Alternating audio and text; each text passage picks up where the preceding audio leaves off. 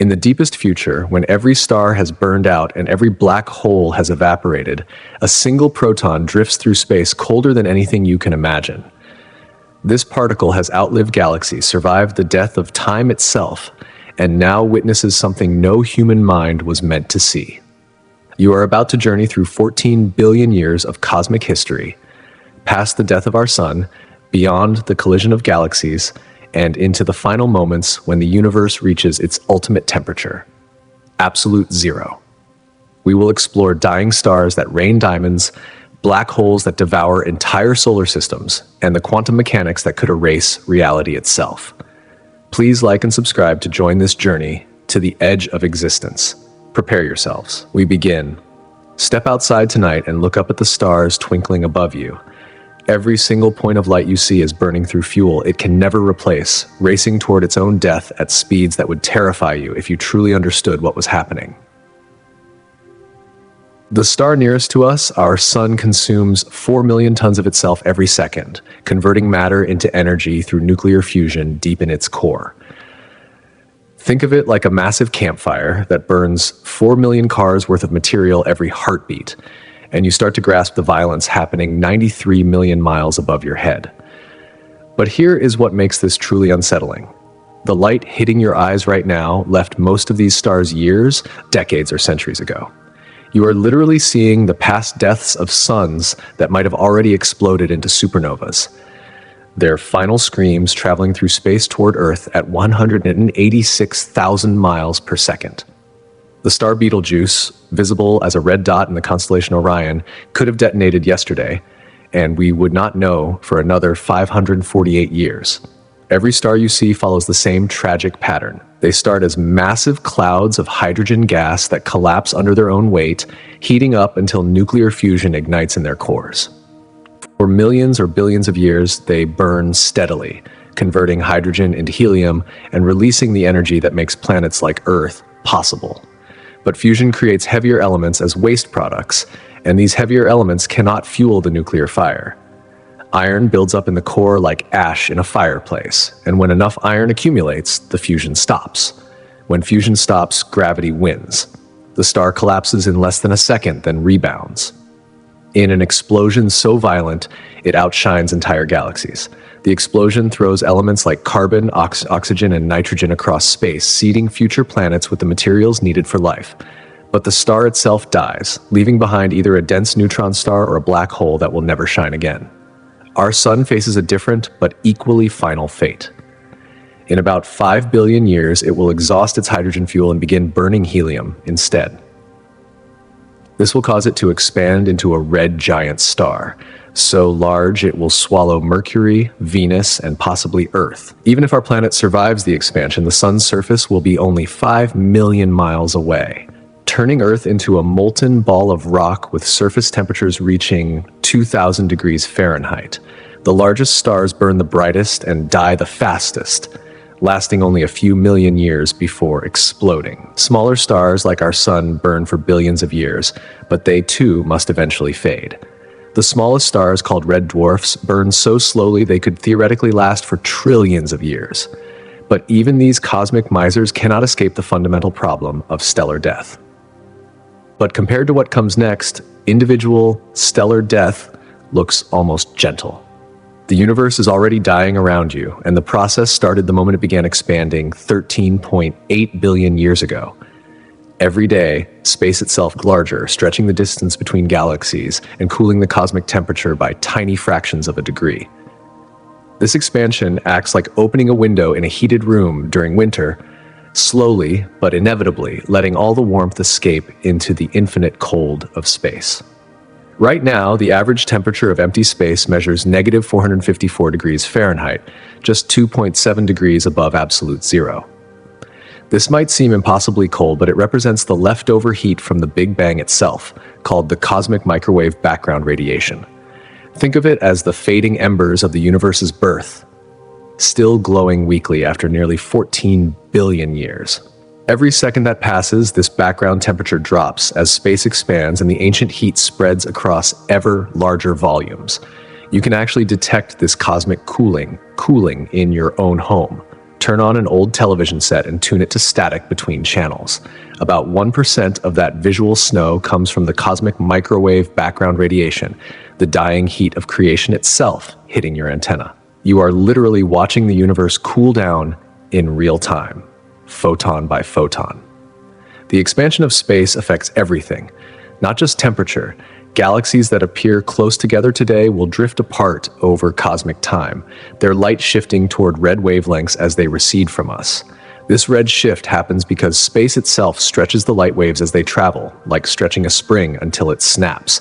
Eventually, galaxies will move so far apart that their light will redshift completely out of the visible spectrum, making them invisible to any observers left in the cosmos. Dark energy accelerates this process, pushing galaxies apart faster than gravity can pull them together. Scientists discovered this acceleration only recently, and it shocked them because they expected the universe's expansion to slow down over time. Instead, the expansion speeds up, like a car whose gas pedal gets stuck to the floor.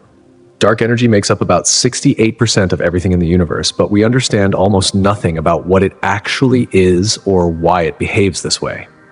This accelerating expansion creates what cosmologists call the Great Freeze, or heat death scenario. Unlike a big crunch where everything collapses back together, or a big rip where expansion tears apart atoms themselves, the Great Freeze allows the universe to expand and cool forever. Stars will eventually burn out, black holes will evaporate, and even protons will decay, leaving behind only elementary particles drifting through space at temperatures approaching absolute zero. The mathematics are inescapable. In a universe dominated by dark energy, entropy always increases and available energy always decreases. Every process that creates order, from star formation to biological evolution, happens by converting useful energy into waste heat that radiates away into space. Eventually, no temperature differences will exist anywhere in the cosmos, making it impossible for any work to be done or any life to exist.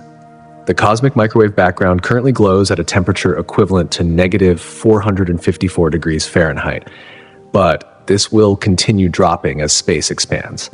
In a few billion years, this background radiation will cool below the temperature of liquid helium. In trillions of years, it will approach absolute zero itself. Yet even as this cosmic winter tightens its grip, some stars continue forming. Our sun appears stable and peaceful from Earth, but it hides a violent future that will destroy every living thing on our planet, in exactly the way a serial killer might slowly poison a victim. The murder weapon already exists inside the sun's core, building up strength every second as hydrogen fuel slowly disappears and helium ash accumulates. In 5 billion years, this accumulation will trigger a transformation so dramatic it will turn our life-giving star into Earth's executioner. Here is how the murder will unfold. As the sun burns through its hydrogen fuel, the helium waste products settle in the core like sediment in a river. This helium cannot undergo fusion at the sun's current core temperature, so it just sits there, getting denser and hotter as more hydrogen burns around it.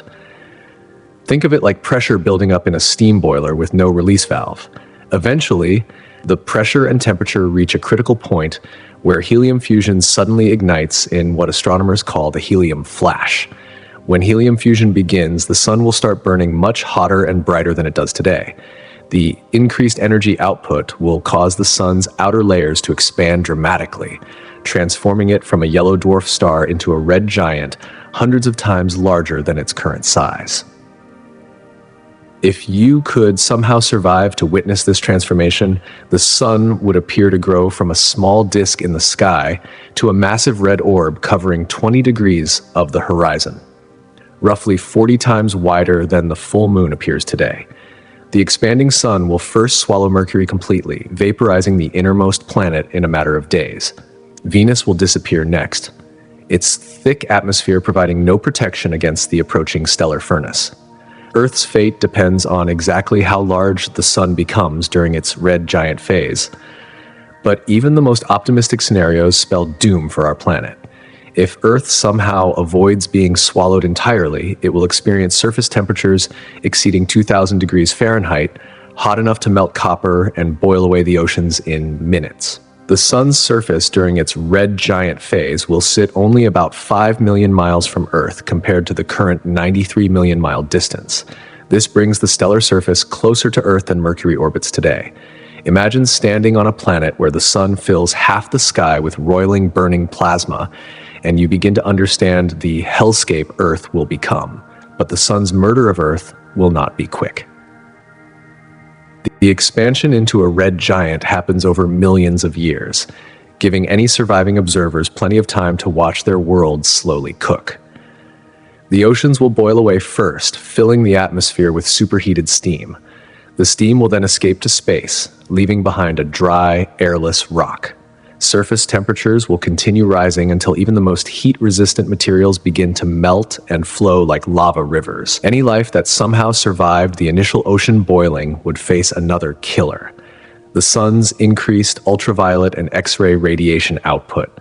The red giant suns strip away Earth's atmosphere entirely, exposing the surface to lethal doses of high-energy radiation. Even underground shelters would provide no protection against the relentless heat and radiation bombardment. The sun will remain in its red giant phase for about 1 billion years, plenty of time to thoroughly sterilize Earth and any neighboring planets.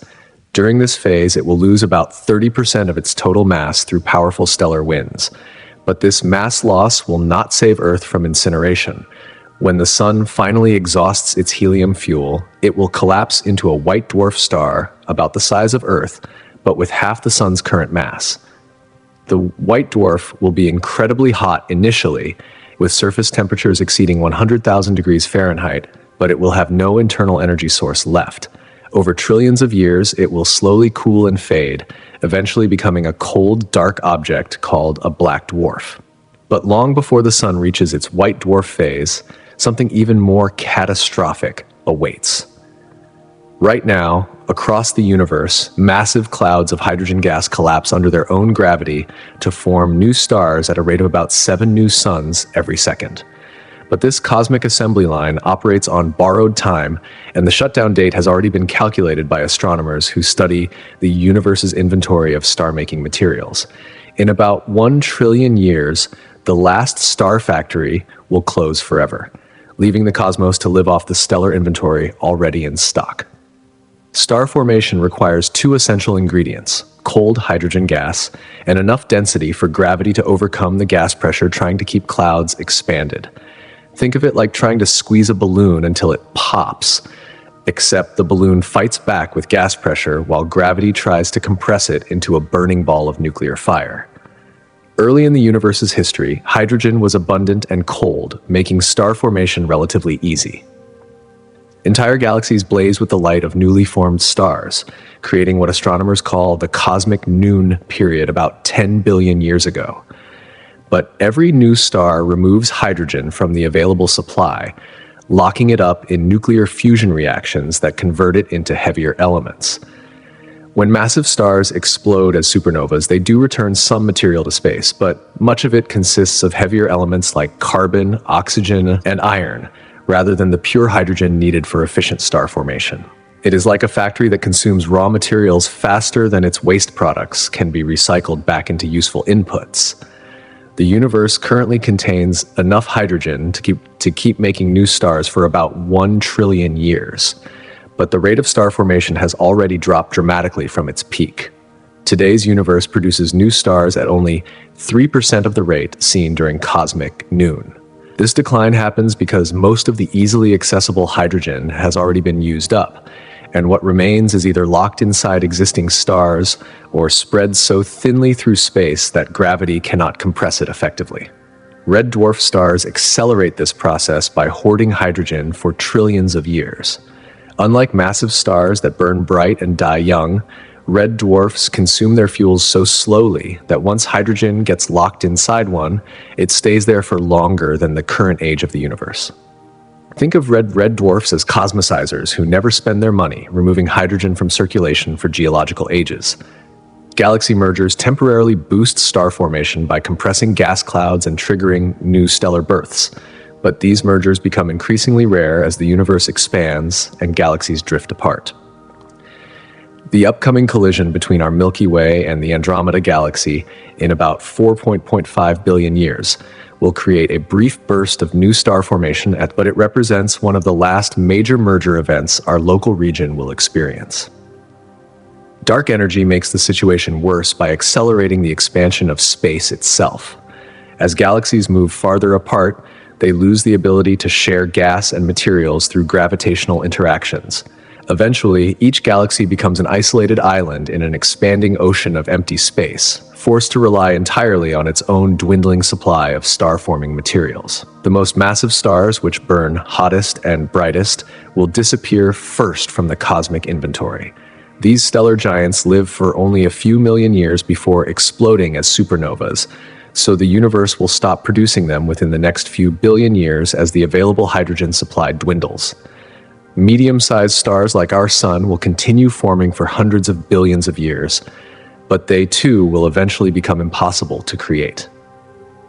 Red dwarf stars will be the last type to form, since they require the least amount of material and can ignite nuclear fusion even with relatively small amounts of hydrogen. But even red dwarf formation will eventually cease as the remaining hydrogen becomes too diffuse for gravity to compress into stellar cores. When the last star forms in about 1 trillion years, it will likely be a small red dwarf in some remote corner of a galaxy far from Earth. This final stellar birth will mark the end of an era that began with the first stars only a few hundred million years after the Big Bang.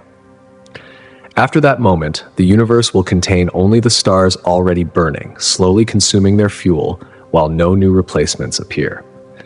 But even before star formation ends completely, our galaxy faces a collision that will reshape everything. Deep in space, an invisible battle rages between two fundamental forces that will determine whether the universe ends in fire or ice. On one side stands gravity, trying to pull everything together into a final cosmic collapse called the Big Crunch. On the other side fights dark energy, pushing space itself to expand faster and faster until galaxies drift so far apart that the universe freezes into eternal darkness. This war has been going on for 13.8 billion years, and recent observations reveal which side is winning. Gravity appears weak compared to other forces, because you can easily lift a paperclip with a small magnet, overcoming the gravitational pull of the entire Earth. But gravity has one crucial advantage. It never stops working, and it affects everything in the universe simultaneously. Every proton, neutron, and electron pulls on every other particle across cosmic distances, creating an invisible web that tries to draw all matter together into increasingly dense clumps. In the early universe, gravity clearly dominated. Matter was packed so tightly together that gravitational attraction easily overcame the expansion of space, allowing gas clouds to collapse into the first stars and galaxies. Think of it like a tug of war, where gravity had many more players on its side, in easily pulling matter together despite space trying to stretch everything apart. This gravitational dominance lasted for about 7 billion years after the Big Bang, but dark energy grows stronger as the universe expands, while gravity grows weaker as matter spreads out over larger volumes. Dark energy acts like an invisible field that fills all of space and pushes against gravity's attractive force. And the more space expands, the more dark energy comes into existence, creating a positive feedback loop that accelerates expansion even faster. It is like a tug of war where one side keeps adding new players, while the other side loses strength with every inch of rope that changes hands. About 6 billion years ago, dark energy finally overcame gravity's pull and began accelerating the expansion of the universe. This transition marked a turning point in cosmic history, shifting the universe's fate from potential collapse to inevitable heat death. Astronomers discovered this acceleration by studying distant supernovas and measuring how fast they were moving away from us compared to closer exploding stars. The mathematics of this cosmic war revealed dark energy's ultimate victory. Gravity follows an inverse square law, meaning its strength decreases rapidly with distance. Double the distance between two objects and gravity becomes 4 times weaker. But dark energy appears to have constant density throughout space. So as space expands and creates more volume, the total amount of dark energy increases proportionally. This creates what cosmologists call the runaway expansion scenario. As dark energy pushes galaxies apart, gravity becomes weaker because the matter is more spread out. Weaker gravity means less resistance to expansion, allowing dark energy to push even harder. The process feeds on itself like a chain reaction, with expansion accelerating exponentially over cosmic time. Current measurements suggest dark energy makes up about 68% of everything in the universe, compared to only 27% for dark matter and 5% for ordinary matter like stars and planets. These percentages mean dark energy has already won the war decisively, but the battlefield is so vast that the final consequences will take trillions of years to play out completely. In about 150 billion years, the accelerating expansion will carry distant galaxies beyond our cosmic horizon, making them disappear from view as their light can no longer reach us across the growing gulf of space. Eventually, only galaxies gravitationally bound to our local group will remain visible, creating the illusion that our small cluster represents the entire universe. The expansion will continue accelerating until even nearby galaxies drift out of sight, leaving behind isolated islands of matter separated by ever-growing oceans of empty space. In this scenario, gravity loses so completely that it cannot hold together anything larger than individual galaxy clusters, and eventually even those will disperse into the cosmic void. Yet, before this cosmic isolation becomes complete, our galaxy faces a massive collision that will temporarily defy the expansion. In about 4.5 billion years, our galaxy will experience what astronomers call a galactic train wreck, when the Andromeda Galaxy crashes into the Milky Way at a speed of 250,000 miles per hour. But this cosmic collision, rather than destroying everything, will actually extend the life of star formation in our region of space by billions of years, creating a temporary victory against the universe's march toward darkness. The collision between our galaxy and Andromeda represents one of the last great merger events that will occur in our local region of the universe. Andromeda contains roughly 1 trillion stars, compared to our galaxy's 400 billion, making it significantly more massive than the Milky Way. Think of it as a massive freight train colliding with a smaller passenger train, except both trains are made of stars, gas, and dark matter spread across hundreds of thousands of light years. Despite the violent-sounding description, very few individual stars will actually collide during this galactic merger. The distances between stars are so vast that even when two galaxies interpenetrate completely, the probability of stellar collisions remains extremely low. It would be like firing two handfuls of sand at each other from opposite ends of a football stadium and expecting the individual grains to hit each other directly. Instead, the real drama happens to the gas clouds that float between the stars. As the two galaxies merge, their gravitational fields compress and heat these gas clouds, triggering an intense burst of new star formation, called a starburst phase. The collision will squeeze gas clouds that have been floating peacefully through space for billions of years, compressing them beyond the threshold needed for gravitational collapse and stellar ignition. Computer simulations of the Andromeda collision predict it will create millions of new stars within the first few billion years after the merger begins. Some of these stars will be among the most massive ever formed in our cosmic neighborhood, burning bright blue and living fast before exploding as spectacular supernovas. The night sky during this period will blaze with newborn stars, making it appear as if the universe has suddenly become young again.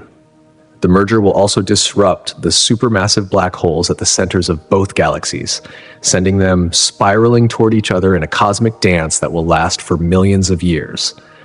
When these black holes finally merge, they will release gravitational waves so powerful that they will ripple through the fabric of space-time itself, carrying away energy, equivalent to the mass of several million suns converted entirely into pure energy. This collision represents more than just a cosmic spectacle. By the time Andromeda arrives, the universe will be almost twice as old as it is today, and star formation will have declined significantly throughout the cosmos. Most galaxies will have exhausted much of their easily accessible hydrogen fuel, making new stellar births increasingly rare. The Andromeda merger will serve as one of the last major sources of fresh star formation in our region of space. The resulting merged galaxy, which astronomers have nicknamed Milkometa, will contain about 1.4 trillion stars and stretch across roughly 200,000 light-years. This makes it comparable in size to the largest elliptical galaxies observed in the distant universe, cosmic giants that formed through multiple mergers in the early eons of cosmic history.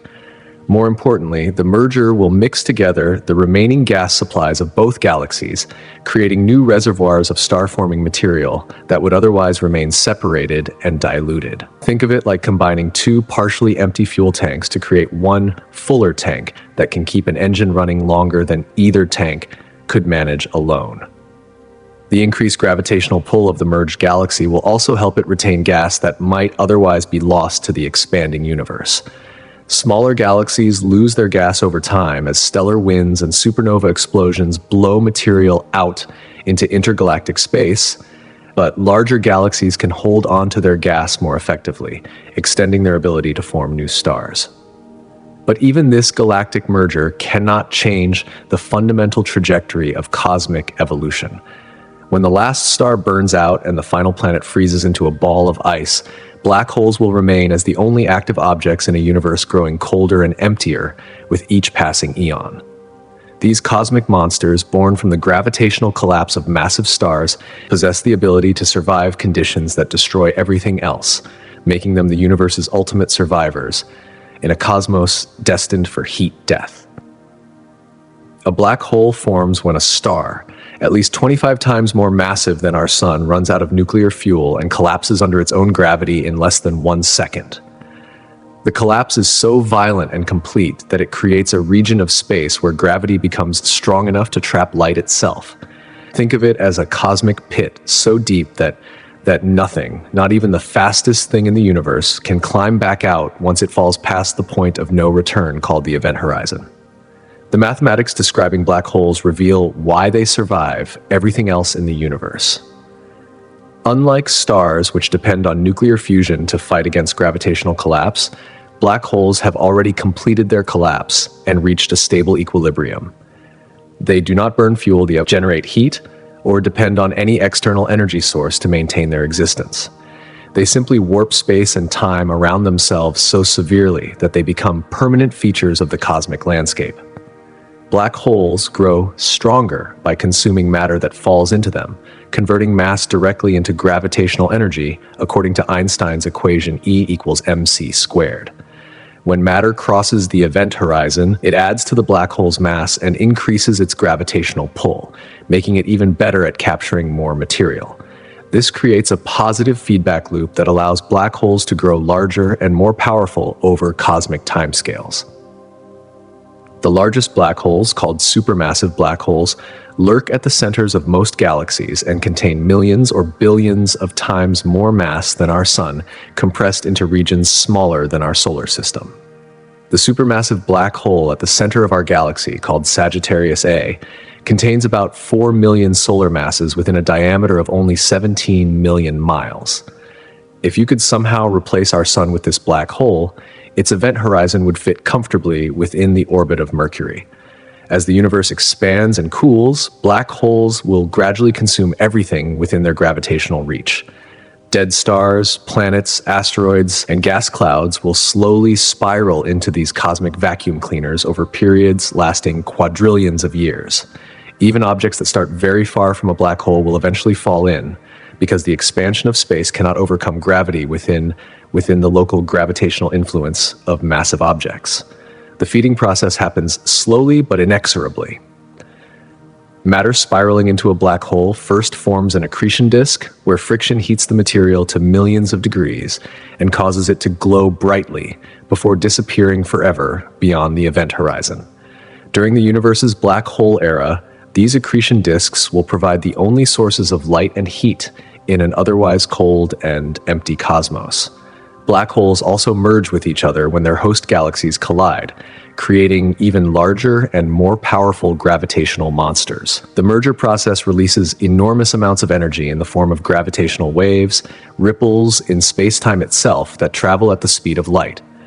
These cosmic collisions will continue for trillions of years as the universe's remaining matter gradually concentrates into fewer and fewer black holes of ever-increasing size. Eventually, the universe will contain only a handful of supermassive black holes, separated by vast gulfs of empty space, expanding faster than light.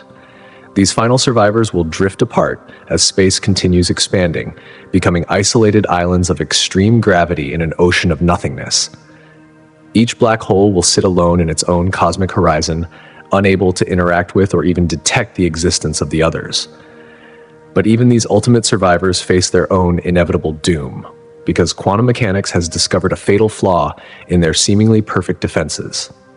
For an almost incomprehensibly long period, lasting from about 100 trillion years to 10 to the 100th power years after the Big Bang, black holes will become the dominant objects in the universe, ruling over a cosmic landscape so alien that no human imagination has ever conceived anything like it. During this black hole era, these gravitational monsters will slowly consume the scattered remnants of dead galaxies, while growing larger and more isolated in an ever-expanding ocean of empty space. The transition into the black hole era begins when the last red dwarf stars finally exhaust their nuclear fuel and fade into cold, dark objects called brown dwarfs. Red dwarfs burn so slowly that they can maintain nuclear fusion for up to 10 trillion years, making them the longest-lived stars in the universe. But even these cosmic visors must eventually run out of hydrogen fuel, leaving behind stellar corpses no longer capable of generating heat and light. Once stellar death becomes complete, black holes will be the only remaining objects capable of releasing energy into the universe. They accomplish this through accretion, the process of consuming matter that falls within their gravitational influence. Dead planets, asteroids, brown dwarf stars, and scattered gas clouds will slowly spiral into these cosmic drain pipes over periods lasting quadrillions of years. The accretion process creates spectacular displays of energy release as matter accelerates to nearly the speed of light before disappearing forever beyond the event horizon. Friction within the swirling accretion disk heats infalling material to temperatures exceeding billions of degrees, causing it to emit X-rays and gamma rays that outshine entire galaxies. Think of it as the universe's last fireworks show, powered by the gravitational energy of matter falling into inescapable cosmic pits. But these feeding frenzies happen infrequently and unpredictably. Most of the time, black holes sit quietly in empty space, surrounded by event horizons that stretch for millions or billions of miles, but contain nothing but vacuum and curved space-time. A typical supermassive black hole might consume a Jupiter-sized object once every trillion years, creating a brief burst of energy, followed by cosmic ages of darkness and silence. The isolation of black holes becomes more severe. As space continues expanding under the influence of dark energy, black holes that formed in the same galaxy cluster will eventually drift so far apart that light cannot travel between them, even if it had billions of years to make the journey. Each black hole becomes trapped within its own cosmic horizon, a sphere of space beyond which no information or influence can reach. During this era, the universe's temperature will drop to incredibly low levels, approaching absolute zero within a tiny fraction of a degree. The cosmic microwave background radiation will redshift into radio waves, then infrared, and finally disappear entirely as its wavelength stretches beyond the size of the observable universe itself. Space will become colder than the most sophisticated refrigeration systems humans have ever built.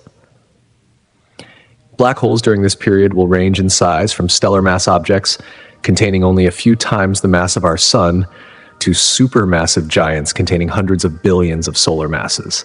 The largest black holes will have event horizons stretching across distances comparable to the current size of our solar system, while the smallest will measure only a few miles in diameter, despite containing more mass than our Sun. Occasionally, two black holes will still merge during this era when random gravitational perturbations cause their orbits to decay over extremely long time periods. These mergers will release tremendous amounts of energy as gravitational waves, creating ripples in space-time that carry away mass energy equivalent to several solar masses converted entirely into pure motion of the cosmic fabric itself. The merger process creates a brief but intense source of gravitational radiation that would dwarf any energy release witnessed during the earlier stellar era of cosmic history. For a few minutes during the final plunge and collision, a pair of merging supermassive black holes will outshine all the energy ever produced by nuclear fusion in every star that ever existed. But even these cosmic titans cannot escape the subtle quantum processes that will eventually destroy them. In 1974, physicist Stephen Hawking made a discovery so shocking that he initially refused to believe his own calculations. Black holes are not actually black, and they slowly evaporate by emitting radiation until they disappear completely, leaving behind only empty space and a few stray particles moving at nearly the speed of light. This process, now called Hawking radiation, represents the ultimate fate of every black hole in the universe, no matter how massive or seemingly permanent they appear today. The physics behind black hole evaporation involves quantum mechanics at its most bizarre and counterintuitive. According to quantum theory, empty space is not actually empty, but filled with virtual particle pairs that pop into existence and annihilate each other in tiny fractions of a second. Near a black hole's event horizon, the intense gravitational field can separate these virtual particles before they annihilate, causing one particle to fall into the black hole while the other escapes as real radiation. Think of it like a cosmic magic trick, where the black hole pays for the escaped particle's existence by giving up a tiny amount of its own mass energy. Each escaping particle carries away energy that must come from somewhere, and that somewhere is the black hole's own gravitational binding energy.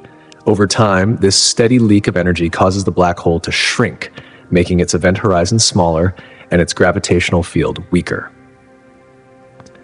The temperature of Hawking radiation depends inversely on the black hole's mass, creating a paradox that seals every black hole's eventual doom. Smaller black holes radiate at higher temperatures than larger ones, which means they evaporate faster as they get smaller. A black hole with the mass of our sun would have a temperature of only 60 billionth of a degree above absolute zero, making its evaporation rate so slow that it would take longer than 10 to the 67th power years to disappear completely. But supermassive black holes evaporate even more slowly because their larger mass gives them lower radiation temperatures. A black hole containing 1 billion solar masses would take approximately 10 to the 100th power years to evaporate, a time span so vast that it makes the current age of the universe seem like a brief moment. These cosmic giants will outlive every other object in the universe by factors that human language cannot adequately express. The evaporation process accelerates as black holes shrink, creating a runaway effect that leads to explosive endings. When a black hole reaches the mass of a large mountain, about 10 to the 15th power grams, its Hawking radiation becomes hot enough to glow like a star. As it continues shrinking, the temperature rises exponentially until the final moments when the black hole explodes with the energy of millions of hydrogen bombs detonating simultaneously. This final explosion releases all the black hole's remaining mass as pure energy in less than a second, creating a brief but incredibly intense flash of gamma rays and elementary particles. The explosion will be visible across cosmic distances, serving as a beacon announcing the death of one of the universe's most enduring objects. But by the time these explosions begin, the universe will be so old and empty that no observers will likely exist to witness them. The Hawking radiation process reveals a fundamental principle about the universe. Nothing lasts forever, not even objects that seem immune to destruction. Black holes represent the most extreme gravitational systems possible in our universe, yet they still succumb to the subtle quantum effects that govern reality at its smallest scales. The battle between gravity and quantum mechanics always ends with quantum mechanics victorious. During the black hole evaporation era, the universe will be dominated by the faint glow of Hawking radiation emanating from countless black holes of various sizes. This radiation will provide the only source of energy in a cosmos that has otherwise reached thermal equilibrium at temperatures barely above absolute zero. The night sky, if anyone existed to observe it, would be filled with the ghostly light of slowly dying black holes scattered across infinite space. The largest supermassive black holes will be the last objects to evaporate, persisting until approximately 10 to the 100th power years after the Big Bang. When the final black hole finally explodes in its last burst of Hawking radiation, it will mark the end of the gravitational era of cosmic history and the beginning of a new phase dominated entirely by elementary particles and electromagnetic radiation. But before the last black holes evaporate, space itself will become more empty than most people can imagine. The universe's largest black holes face death sentences that stretch across time periods longer than the human mind can comprehend. Condemned to slowly evaporate through a process so gradual it makes continental drift look like a race car crash. A supermassive black hole containing 10 billion times the mass of our sun will require approximately 10 to the 104th power years to completely evaporate through Hawking radiation, a time span that dwarfs the current age of the universe by a factor of 10, followed by 91 zeros. To understand how slowly this process unfolds, consider that such a black hole currently loses mass at a rate of only about 10 to the negative 83rd power grams per second. This means it would take longer than the age of the universe for the black hole to lose the equivalent mass of a single proton. The radiation temperature of these cosmic giants measures only 10 to the negative 14th power degrees above absolute zero, making them colder than the cosmic microwave background radiation that currently fills empty space. This creates a bizarre situation where the largest black holes actually grow larger during the current era of cosmic history because they absorb more energy from the cosmic microwave background than they emit through Hawking radiation. They will only begin shrinking when the universe expands and cools enough that the background radiation temperature drops below their own Hawking temperature, which will not happen for approximately 10 to the 15th power years. The mathematics of black hole evaporation follow what physicists call the inverse relationship, where smaller black holes radiate away their remaining mass much faster than larger ones. When a supermassive black hole finally shrinks to only 1 million solar masses, its evaporation rate increases dramatically, and the time required to lose each additional unit of mass decreases exponentially. Think of it like a melting ice cube that loses mass slowly at first, but then disappears rapidly once it reaches a critical size. During the final stages of evaporation, when the black hole's mass drops below that of a large asteroid, the process becomes almost violent compared to the gentle radiation that characterized earlier phases. The black hole's event horizon shrinks rapidly, and its surface temperature rises to millions of degrees, causing it to glow with intense gamma radiation that can be detected across intergalactic distances. The acceleration continues until the black hole reaches what physicists call the Planck mass, approximately 22 micrograms. At which point, quantum gravitational effects become so strong that our current understanding of physics breaks down completely. Some theories suggest the final evaporation happens in an explosive burst lasting less than 10 to the negative 23rd power seconds, releasing energy equivalent to approximately 1 million tons of TNT in a flash of pure radiation. This final explosion converts the black hole's remaining mass entirely into photons, neutrinos, and other elementary particles that scatter into space at the speed of light. The explosion leaves behind no remnant, no scar in space-time, and no trace that a black hole ever existed at that location. The curved space-time around the black hole simply relaxes back to flatness, like a stretched rubber sheet returning to its original shape when a heavy weight is removed. The Hawking radiation process reveals one of the most profound aspects of black hole physics. These objects have finite lifespans despite their ability to trap light and withstand any classical force that could destroy them. Even though they represent the most extreme gravitational systems possible in our universe, they still succumb to quantum mechanical effects that operate on scales billions of times smaller than atomic nuclei. Throughout their evaporation, black holes follow the laws of thermodynamics, just like any other physical system. They have temperature, entropy, and energy, and they exchange heat with their surroundings according to the same principles that govern steam engines and refrigerators. The fact that black holes obey thermodynamics suggests deep connections between gravity, quantum mechanics, and information theory that physicists are still working to understand fully. The evaporation process also raises profound questions about the fate of information that falls into black holes.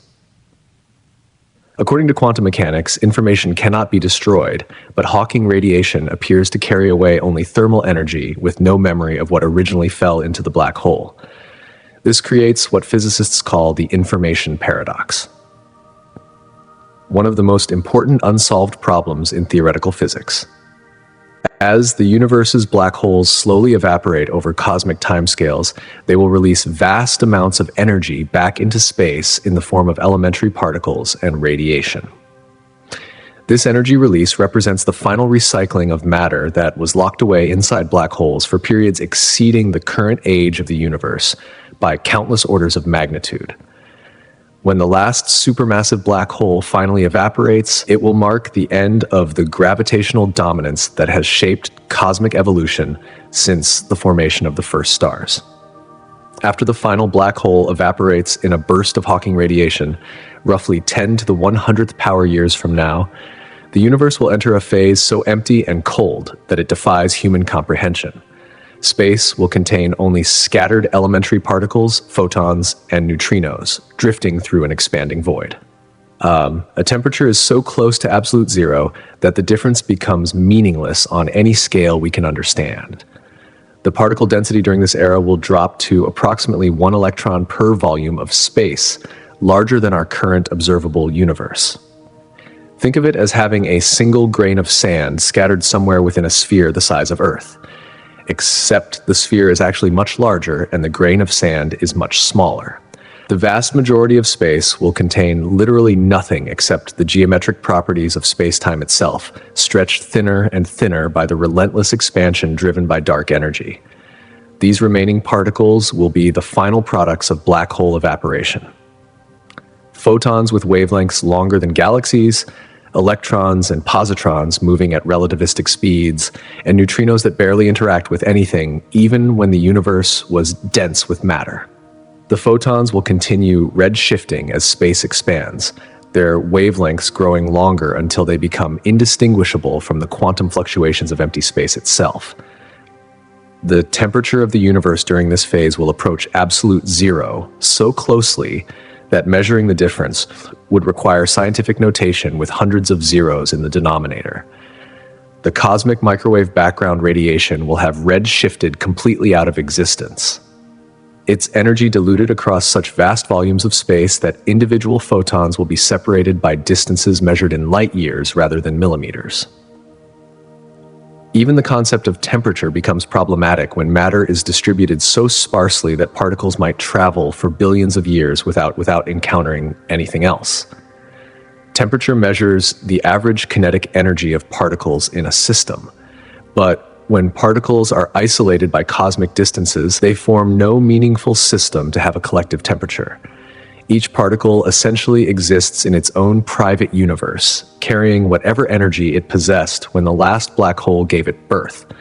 The expansion of space during this era will accelerate exponentially under the influence of dark energy, carrying particles apart faster than the speed of light.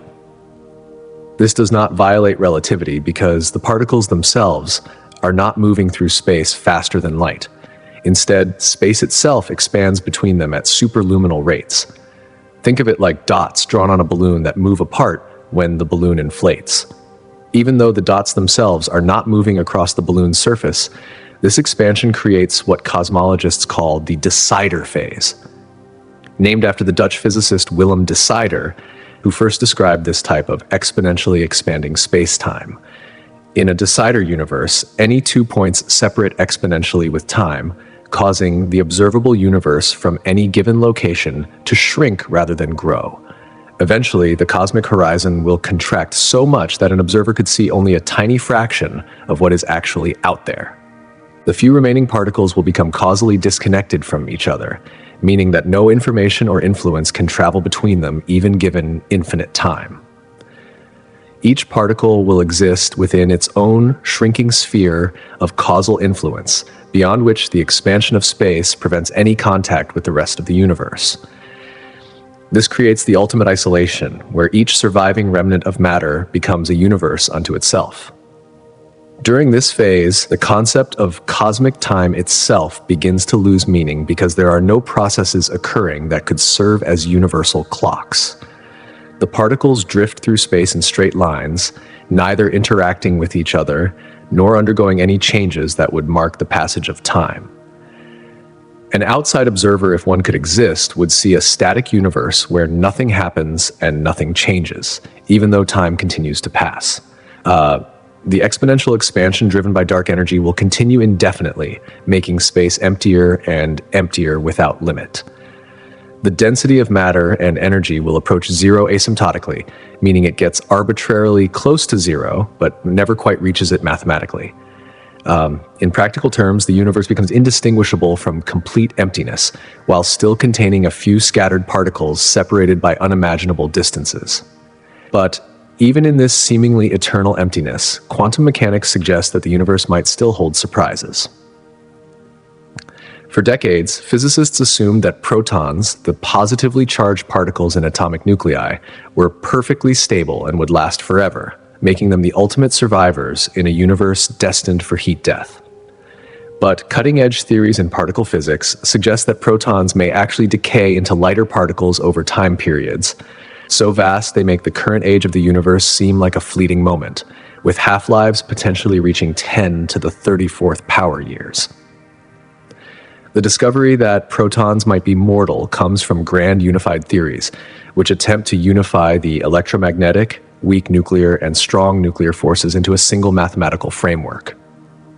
These theories predict that protons can decay through incredibly rare quantum processes that convert matter into energy, and lighter particles like positrons, neutrinos, and photons.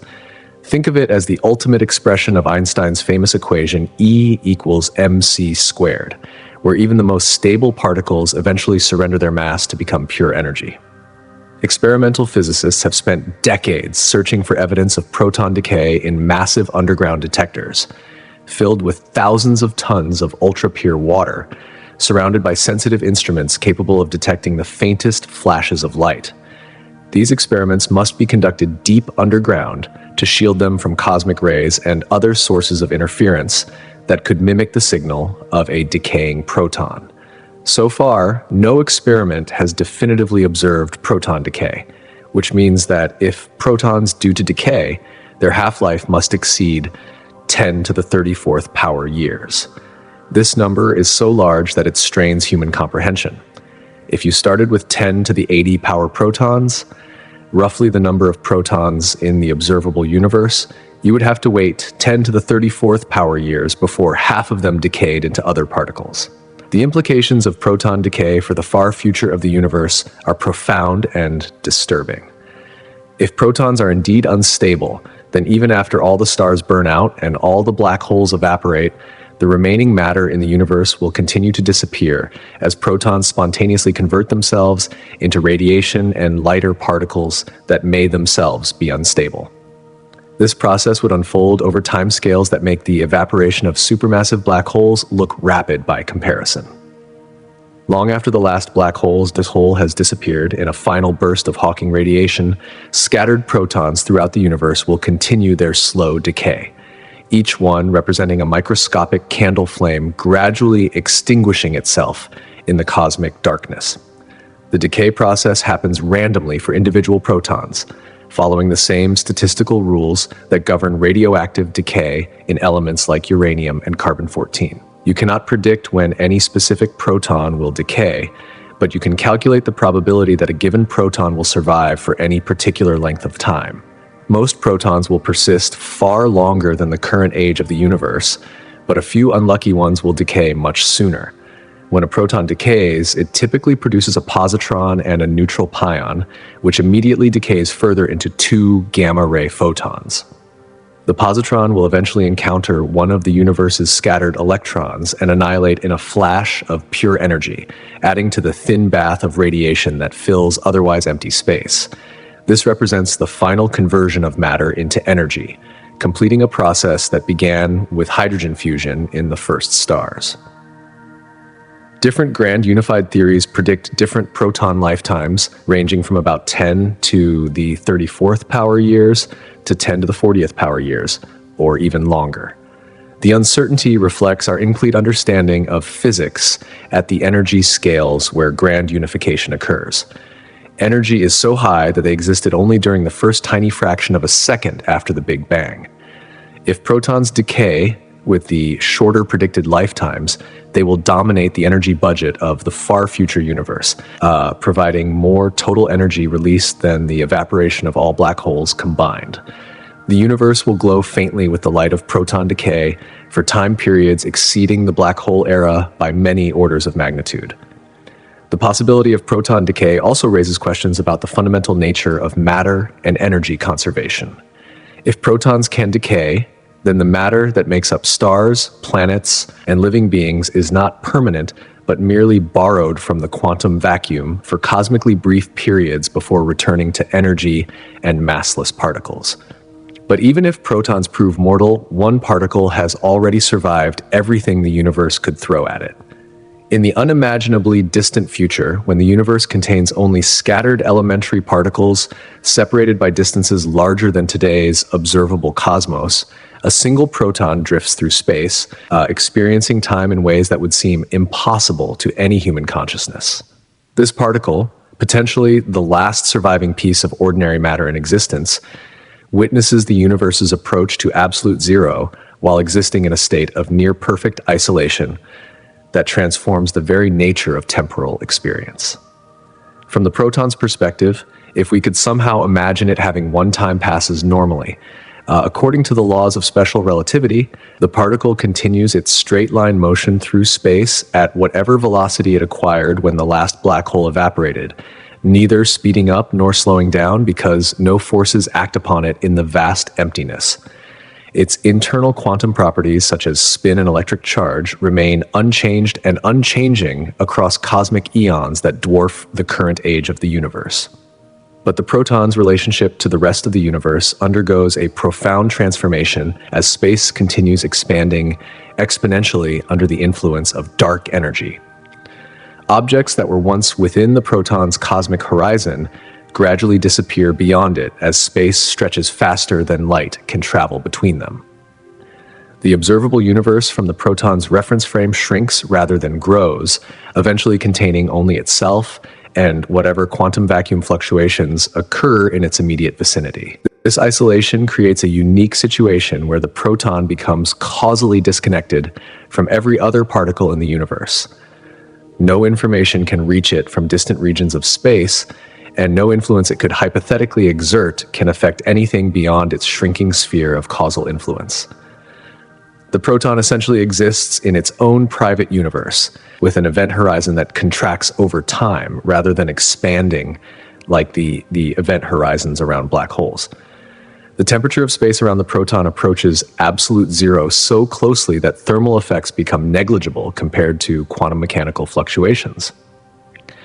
At these incredibly low temperatures, the distinction between matter and empty space begins to blur as quantum uncertainty creates virtual particle pairs that pop into existence and vanish again on timescales shorter than the proton can respond to them.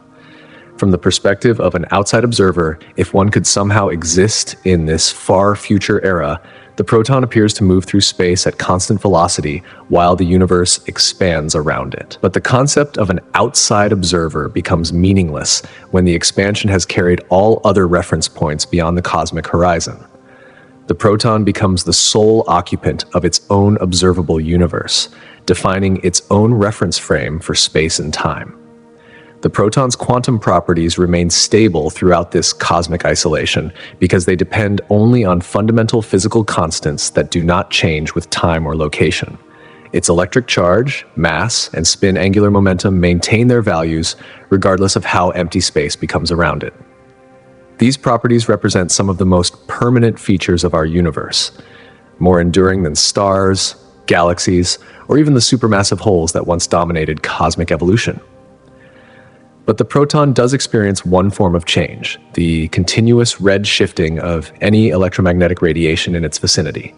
The few photons scattered throughout space by the evaporation of the last black holes will have their wavelengths stretched by the expansion of space until they become undetectable even in principle. The proton will eventually exist in a universe where electromagnetic radiation has been diluted to the point of practical non-existence. The quantum vacuum around the proton will still exhibit zero-point fluctuations, the irreducible quantum jitter that exists even in completely empty space at absolute zero temperature. These fluctuations, temporary distortions in the electromagnetic and other quantum fields, producing virtual particles that exist for brief moments before disappearing back into the vacuum. The proton interacts weakly with these fluctuations, but the interactions become increasingly rare as the universe cools and expands. If proton decay proves to be real, even this final survivor will eventually succumb to the quantum processes that convert matter into energy and lighter particles.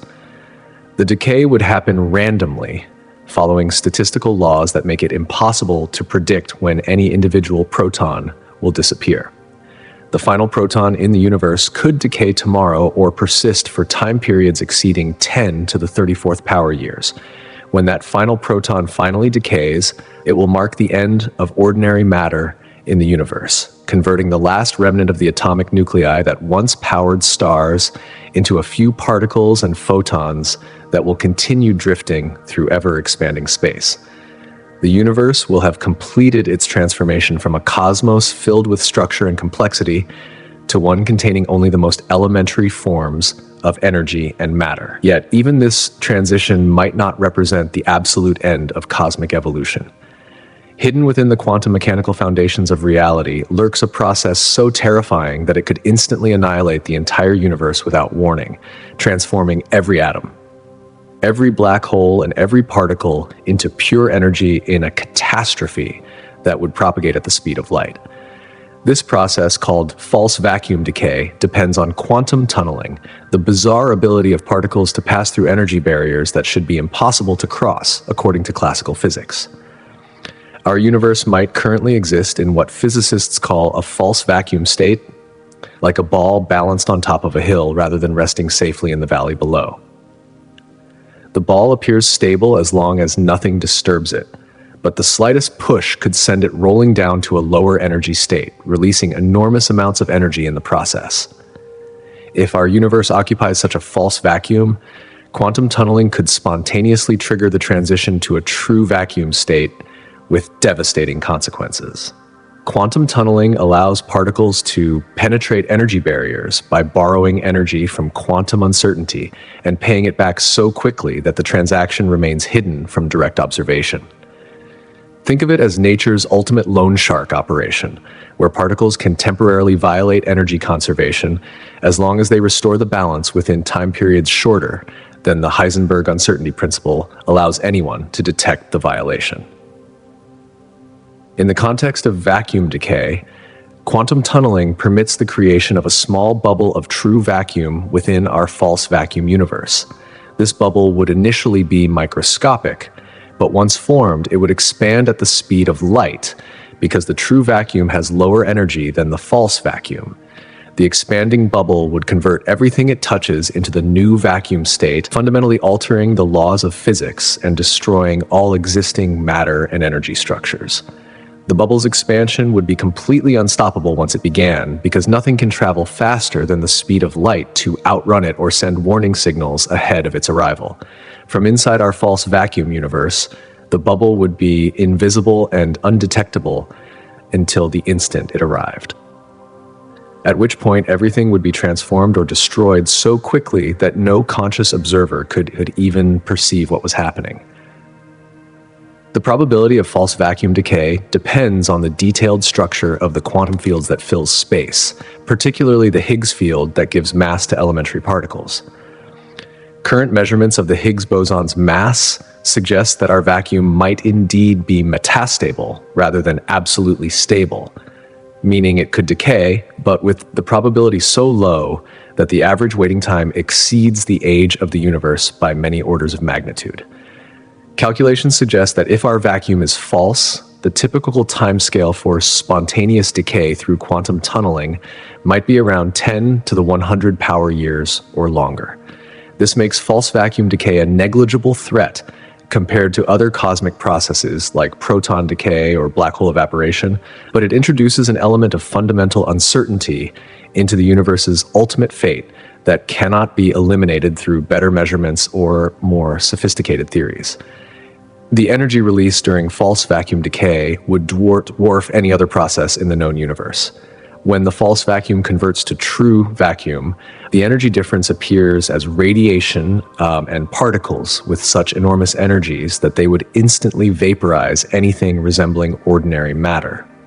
The temperature inside the expanding bubble would exceed anything that existed since the first moments after the Big Bang. But the most disturbing aspect of false vacuum decay is not the energy release, but the complete transformation of physical law that would accompany it. The fundamental constants that determine how particles interact, how atoms form, and how chemistry works would all change to new values appropriate for the true vacuum state. Even if some form of matter could survive the initial energy release, it would operate according to completely different rules of physics. In the new vacuum state, electrons might not bind to atomic nuclei, making atoms impossible. The strong nuclear force might be too weak to hold protons and neutrons together, causing all atomic nuclei to fly apart instantly.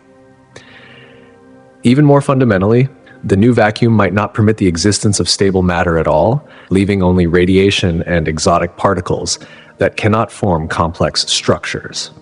The expanding bubble of true vacuum would also carry with it new space-time geometry, potentially with different numbers of dimensions or altered properties of space and time themselves.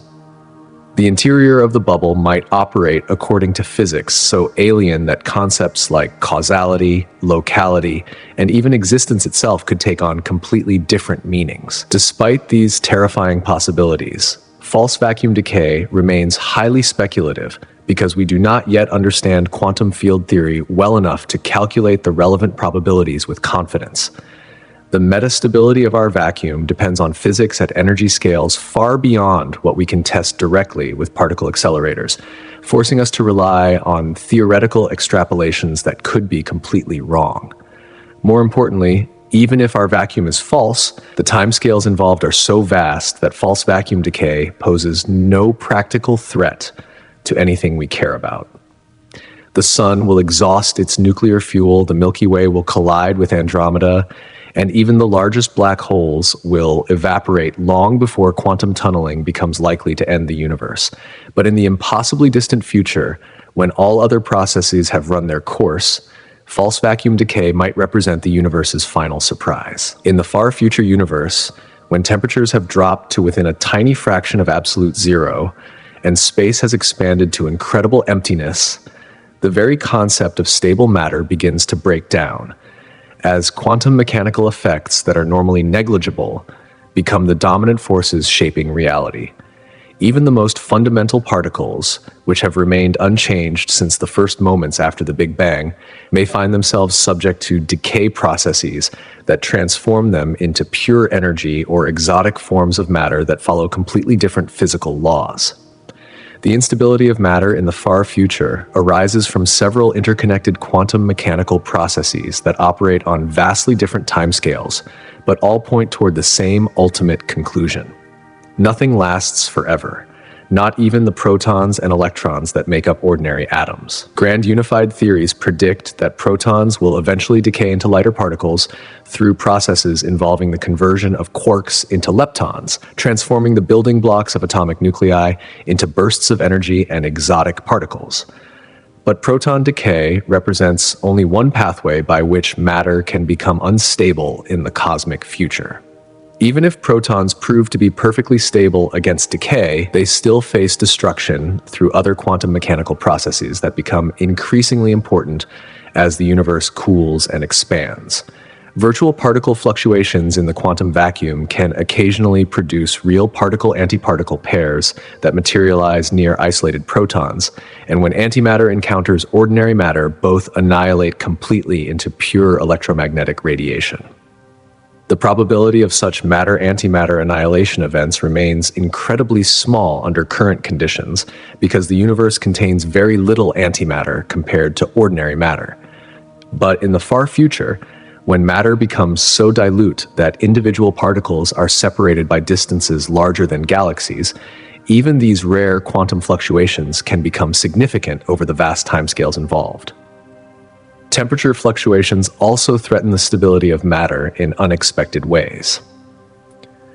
Although the average temperature of the universe approaches absolute zero in the far future, quantum mechanics prevents any system from reaching exactly zero temperature because of the fundamental uncertainty principle. This means that even in the coldest possible universe, random thermal fluctuations will occasionally give particles enough energy to overcome binding forces that normally hold them together. For isolated atoms drifting through nearly empty space, these thermal fluctuations could occasionally ionize the atoms by giving their electrons enough energy to escape from their nuclear attraction. The ionization process separates the atomic components, turning neutral atoms into free protons and electrons that may never encounter each other again due to the vast emptiness of space. More dramatically, sufficiently large thermal fluctuations could provide enough energy to trigger nuclear reactions that transform atomic nuclei into different elements or break them apart entirely. While such fluctuations are extraordinarily rare at the low temperatures expected in the far future, the timescales involved are so enormous that even processes with infinitesimally small probabilities will eventually occur. The quantum vacuum itself becomes a source of instability for matter through processes that have no classical analog. Vacuum fluctuations create temporary distortions in electromagnetic and other quantum fields that can interact with nearby particles, gradually changing their quantum states or causing them to emit radiation. These interactions are normally negligible, but they accumulate over cosmic timescales until they become significant. Even more exotic processes become possible when matter exists in the extreme isolation expected in the far future universe.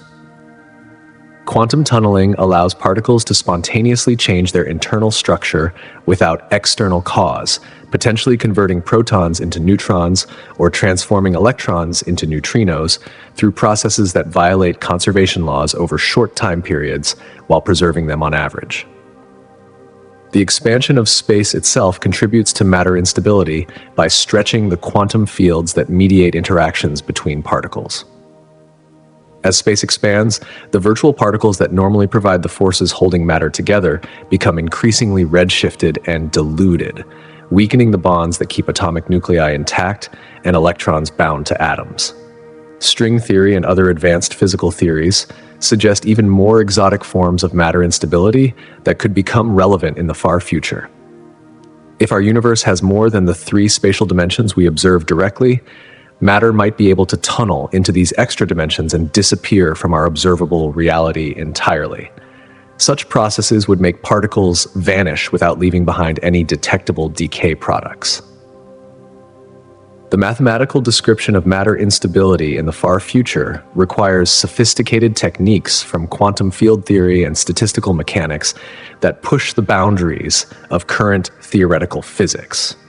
The calculations involve summing over all possible quantum processes that could affect isolated particles over time periods longer than the current age of the universe by factors of trillions or more. But perhaps the most profound implication of matter instability is philosophical rather than physical. As cosmic time stretches toward infinity and the universe continues its relentless expansion under the influence of dark energy, the temperature of space itself approaches the ultimate lower limit allowed by physics. Absolute zero, the point at which all thermal motion ceases and matter reaches its lowest possible energy state.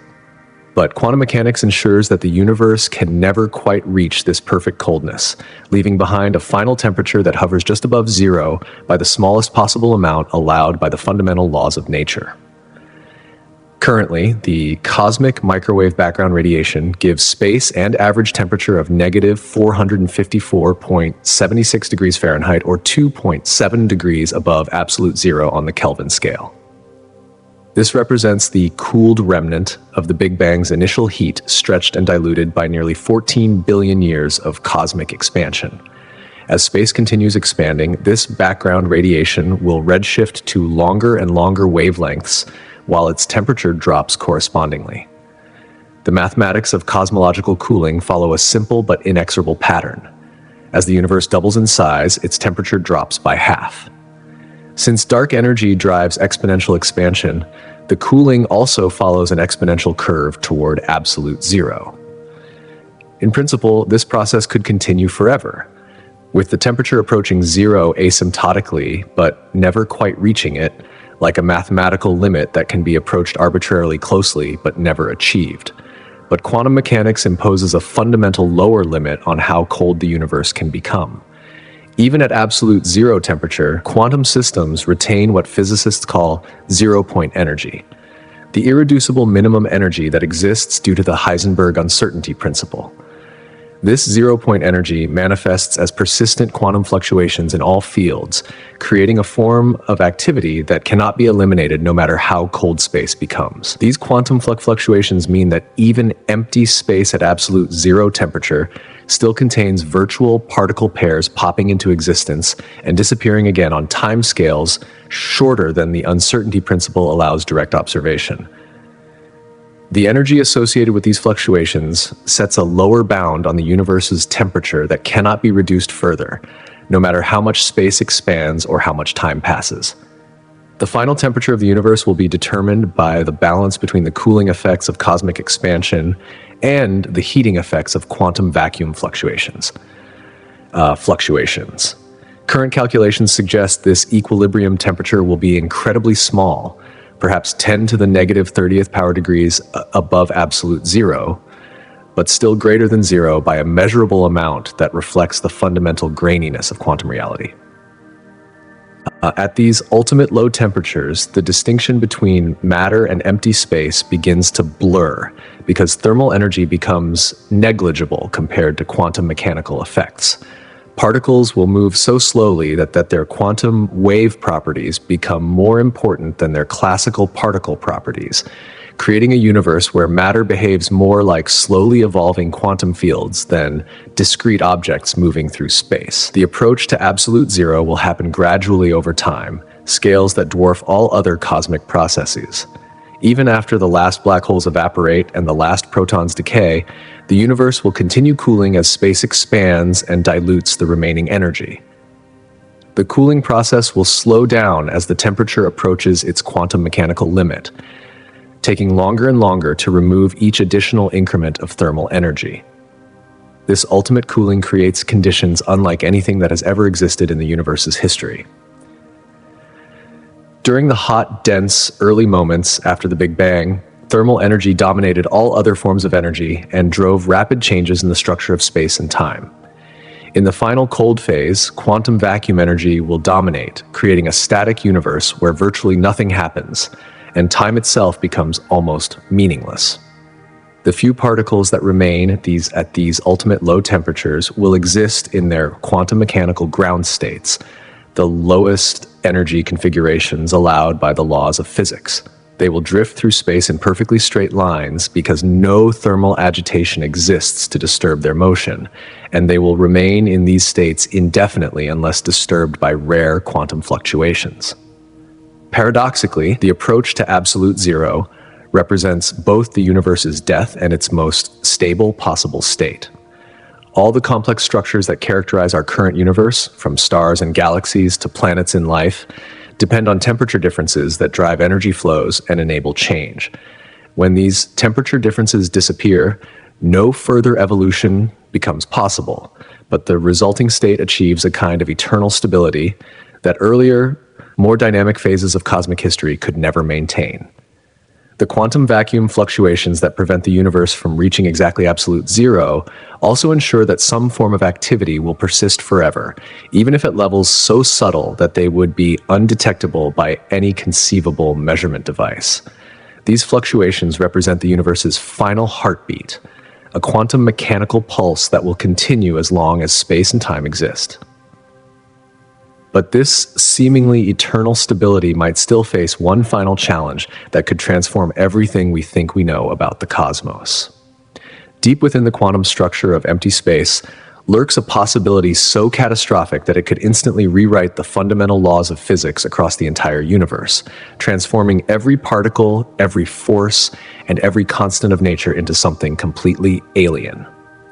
This process, called vacuum decay, would propagate outward from its point of origin at exactly the speed of light, creating an expanding sphere of new reality that consumes everything in its path without warning or possibility of escape.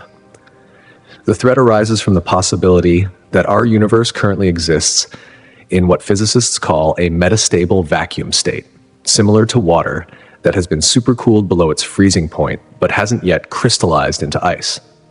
Such water appears stable and behaves normally until a single disturbance triggers instant freezing throughout the entire volume. Our vacuum might be supercooled in a similar way, waiting for the right quantum fluctuation to trigger its collapse into a lower energy state. The quantum fields that fill all of space, including the Higgs field responsible for giving particles their mass, might currently exist at local energy minima rather than the absolute minimum possible. Think of these fields as balls sitting in shallow bowls on top of a table, appearing stable until something pushes them hard enough to roll off the table and fall to the floor below. The energy difference between the false vacuum and true vacuum states could be enormous, equivalent to the mass energy of countless stars compressed into every cubic inch of space. When vacuum decay begins, it starts with a microscopic bubble of true vacuum forming spontaneously through quantum tunneling. This bubble initially measures smaller than an atomic nucleus, but it contains space with fundamentally different properties than the false vacuum surrounding it. The boundary between true and false vacuum races outward at the speed of light, converting everything it encounters into the new vacuum state. From inside our false vacuum universe, the approaching bubble wall would be completely invisible and undetectable until the instant it arrives. No warning signals could outrun the bubble because electromagnetic radiation travels at the same speed as the vacuum decay front. One moment, everything would appear normal according to our familiar laws of physics. The next moment, those laws would no longer exist, replaced by completely different rules governing how matter and energy behave. The energy released during vacuum decay would exceed anything else in the known universe. When the false vacuum converts to true vacuum, the energy difference appears as intense radiation and exotic particles moving at nearly the speed of light. This energy release would be so violent that it would instantly vaporize every atom, every planet, every star, and every black hole, reducing them to elementary particles and pure electromagnetic radiation. But the destruction of existing matter represents only the beginning of vacuum decay's transformative power. The true vacuum state would operate according to different values of the fundamental constants that govern particle physics. The strength of electromagnetic forces, the masses of electrons and quarks, and even the number of spatial dimensions could all change to new values appropriate for the lower energy vacuum state. In this new reality, atoms might be impossible because electrons could not bind to atomic nuclei. The strong nuclear force might be too weak to hold protons and neutrons together, causing all atomic nuclei to disintegrate instantly. Even more fundamentally, the new vacuum might not permit stable matter to exist at all, supporting only radiation and exotic particles that follow completely alien physical laws. The altered space-time geometry inside the true vacuum bubble could also change the very nature of existence itself. Time might flow differently, or space might have additional dimensions that were previously hidden or compactified. The concepts of causality, locality, and conservation laws that define our current understanding of physics could be replaced by principles so foreign that they defy human comprehension. Current measurements of particle physics parameters suggest that our vacuum might indeed be metastable rather than absolutely stable. The mass of the Higgs boson, combined with the masses of other fundamental particles, places our universe tantalizingly close to the boundary between stability and metastability. Small changes in these measurements could tip the balance either way. The probability of spontaneous vacuum decay depends on quantum tunneling rates that are extraordinarily difficult to calculate precisely. Current estimates suggest that if our vacuum is false, the typical waiting time for decay might exceed 10 to the 100 power years, making it irrelevant compared to other cosmic processes like stellar evolution and black hole evaporation. Yet the possibility of vacuum decay introduces an element of fundamental uncertainty into the universe's fate that cannot be eliminated through better observations or more sophisticated theories. Even if the probability is infinitesimally small, the consequences would be so complete and irreversible that vacuum decay represents the ultimate wild card in cosmic evolution. But if vacuum decay never occurs, the universe faces an even stranger fate, as the only remaining entities become pure information. In the ultimate future of our universe, when all matter has decayed, all black holes have evaporated, and space has cooled to within quantum fluctuations of absolute zero, physicists believe that information might be the only thing that survives, encoded in the correlations between scattered particles and the quantum states of electromagnetic radiation propagating through otherwise empty space. This information represents everything that ever happened in cosmic history. From the formation of the first stars to the thoughts of the last conscious beings, preserved in a form that transcends the destruction of all physical structures, the concept that information is fundamental to reality emerges from quantum mechanics and thermodynamics, which together suggests that information cannot be created or destroyed, only transformed from one form to another. When a star explodes as a supernova, the information describing its internal structure and nuclear composition does not vanish, but becomes encoded in the patterns of elements scattered through space and the gravitational waves rippling outward from the explosion site. Similarly, when black holes evaporate through Hawking radiation, they must somehow preserve all the information that ever fell into them during their lifetimes. This requirement leads to what physicists call the information paradox. Hawking radiation appears to be completely random thermal emission, yet quantum mechanics demands that it must carry away precise information about everything the black hole consumed, encoded in correlations too subtle for current technology to detect. The resolution of this paradox suggests that information exists at a more fundamental level than matter or energy, serving as the basic currency from which physical reality emerges. Think of particles and forces as temporary patterns in an underlying sea of information, like waves on the ocean's surface that rise and fall while the water itself remains. When the waves disappear, the ocean continues to exist, carrying within its depths the memory of every disturbance that ever occurred. In the far future universe, this informational substrate will manifest as quantum entanglement between widely separated particles and correlation patterns in the cosmic background radiation. Two electrons on opposite sides of the observable universe might share entangled quantum states that preserve information about their common origin billions of years earlier, when they were created in the same stellar nuclear reaction. The electromagnetic radiation filling space will also carry vast amounts of information in the precise frequencies, polarizations, and arrival times of individual photons. This information encodes the complete history of every object that ever emitted or scattered light. From the cosmic microwave background radiation that preserves details about the universe's first 300,000 years, to the final gamma rays released by the last evaporating black holes. But accessing this information becomes increasingly difficult as the universe expands and cools. The information spreads across ever larger volumes of space, while the energy available to process it approaches zero.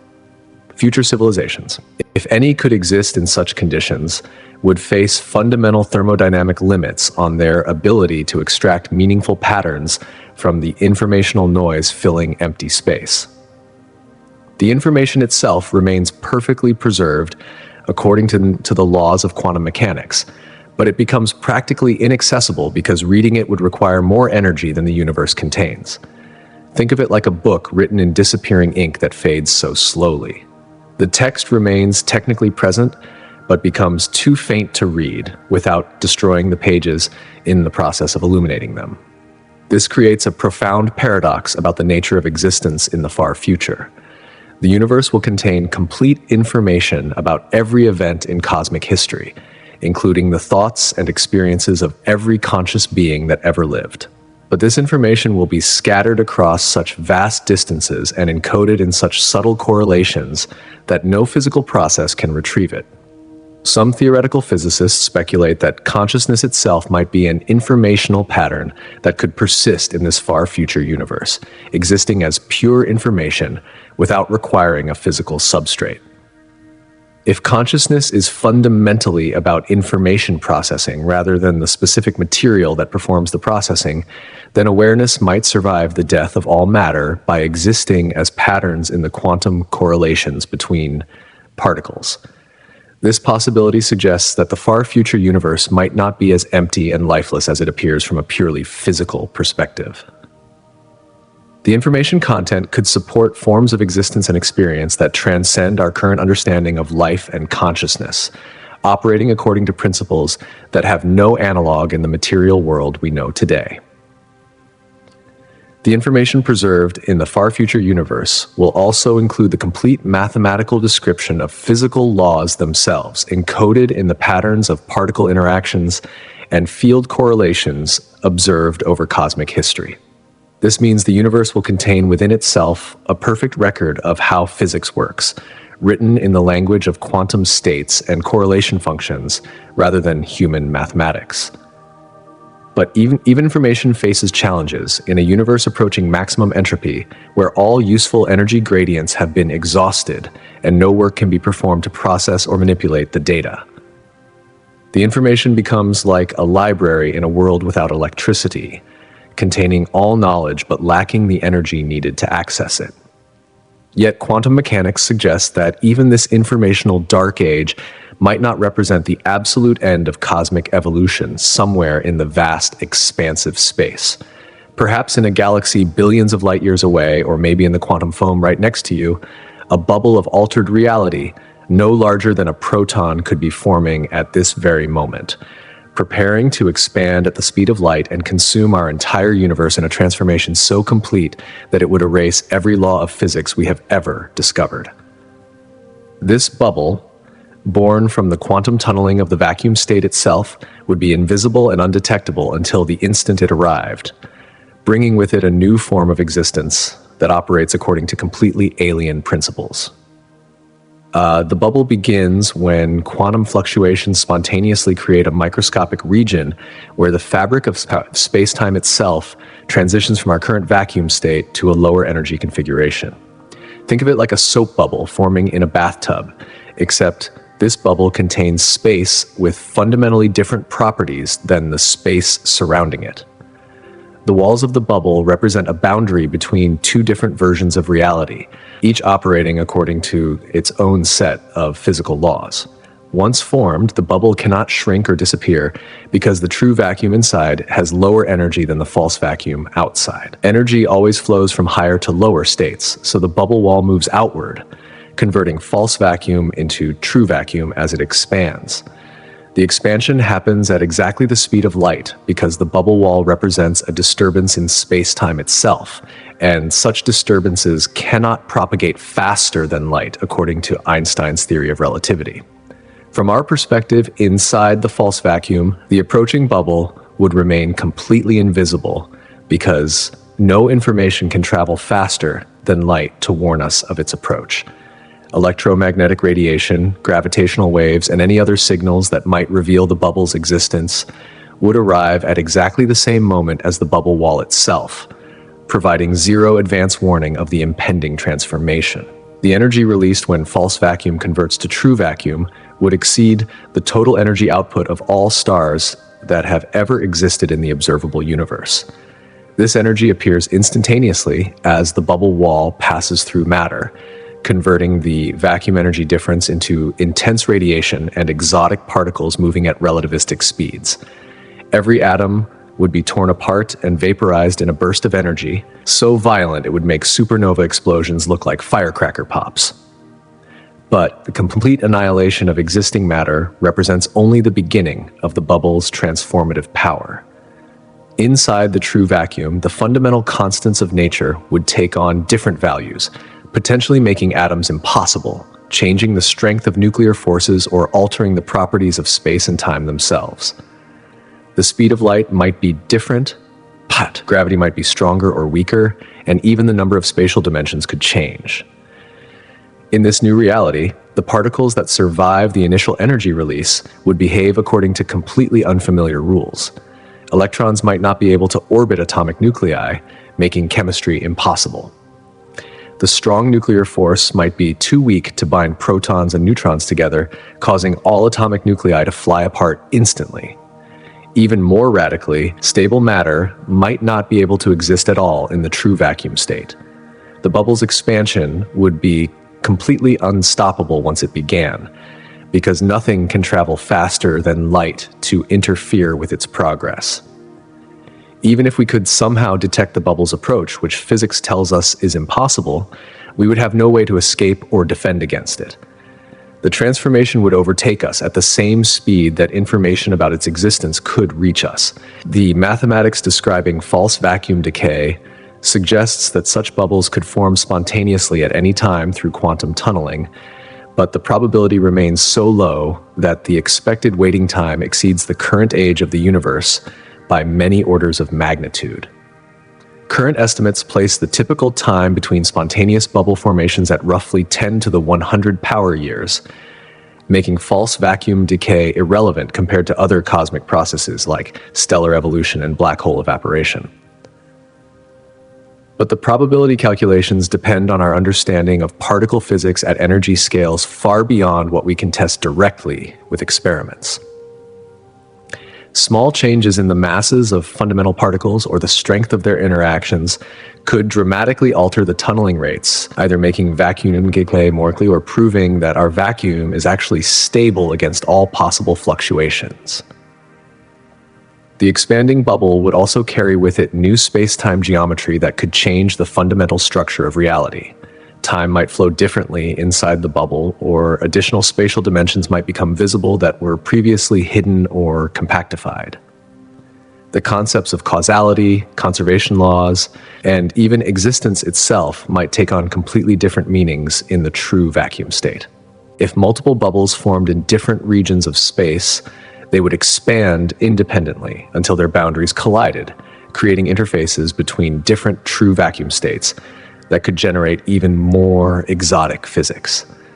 The collision zones might support particles and interactions that exist nowhere else in either vacuum state, creating temporary bridges between incompatible realities. Despite the terrifying implications of false vacuum decay, it remains highly speculative because we lack the theoretical tools to calculate the relevant quantum tunneling rates with confidence.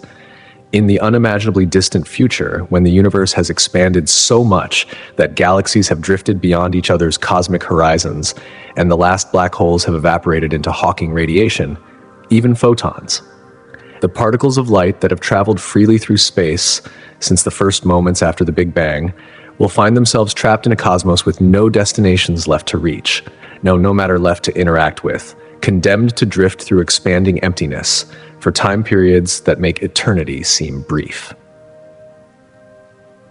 These photons represent the final electromagnetic radiation in the universe, released by the evaporation of the last black holes or the decay of the last protons, carrying energy levels so low that their wavelengths stretch across distances larger than entire galaxies. They propagate through space at the speed of light, as they always have. But space itself expands faster than they can travel to reach any remaining matter that might absorb them and convert their energy into other forms. The expansion of space continuously red shifts these photons, stretching their wavelengths longer and longer while decreasing their energy correspondingly. A gamma-ray photon released by the final black hole evaporation will gradually redshift through X-rays, ultraviolet, visible light, infrared, and radio waves, eventually reaching wavelengths measured in miles, then thousands of miles, then distances comparable to the size of planets, solar systems, and finally entire galaxies. As the wavelengths grow longer, the photon's energy decreases proportionally, approaching zero asymptotically, but never quite reaching it, because massless particles always travel at the speed of light, and therefore always possess some finite energy. Think of it like a ball rolling uphill on a slope that gets gentler and gentler but never becomes completely flat, so the ball slows down but never stops moving entirely. The red shifting process continues indefinitely, as long as space keeps expanding. which current observations suggest it will do forever under the influence of dark energy. Eventually, individual photons will have wavelengths larger than the observable universe itself, making them impossible to detect, even in principle, because no measurement device could be large enough to span a complete wavelength. But even these ultra-long wavelength photons continue to exist and propagate through space, carrying infinitesimal amounts of energy across cosmic distances that grow exponentially with time. They represent the universe's final memory of the matter and energy that once filled space with structure and complexity preserved in electromagnetic form long after their sources have vanished completely. The photons also become increasingly isolated from each other as space expands. Initially, the final burst of Hawking radiation from an evaporating black hole might produce billions of photons in a brief flash lasting microseconds. But as these photons spread out through expanding space, the average distance between them grows until each photon occupies its own vast region of space with no other photons anywhere nearby. This isolation means that photons lose the ability to interfere with each other, even in principle. Quantum interference effects, which depend on photons being close enough together for their wavefronts to overlap, become impossible when the photons are separated by distances that light cannot cross in billions of years. Each photon effectively exists in its own private universe, unable to interact with anything else. The lack of matter in the far future universe also eliminates all possible mechanisms for photon absorption or scattering. Photons interact with matter through electromagnetic forces, but when no charged particles remain to interact with, the photons simply continue propagating forever without any possibility of transferring their energy to other systems. They become truly eternal travelers with nowhere to go and nothing to do when they arrive. Some photons might occasionally interact with virtual particle pairs that spontaneously appear in the quantum vacuum, but these interactions become increasingly rare as the universe cools and the photon energies drop due to red shifting. The cross-sections for such interactions decrease rapidly with photon energy, making them negligible for the ultra-low energy photons that exist in the far future. The photons also lose their directional meaning as space expands faster than light. Photons that started out traveling toward distant galaxies will find that their destinations have moved beyond the cosmic horizon, carried away by the expansion of space faster than the photons can pursue them. The photons continue traveling in straight lines through space, but their targets no longer exist within the causal universe they can ever reach. In the strange far future cosmos, photons become like messages and bottles thrown into an ocean that grows larger faster than the bottles can travel, ensuring that they will never reach any shore or be found by any receiver. They carry information about the universe's past encoded in their wavelengths and polarizations, but this information becomes inaccessible because no physical process can decode it. The mathematical description of photon evolution in the expanding universe follows the geodesics of curved spacetime, showing that these particles will continue their journeys through space for infinite time, gradually losing energy to redshift, but never disappearing completely.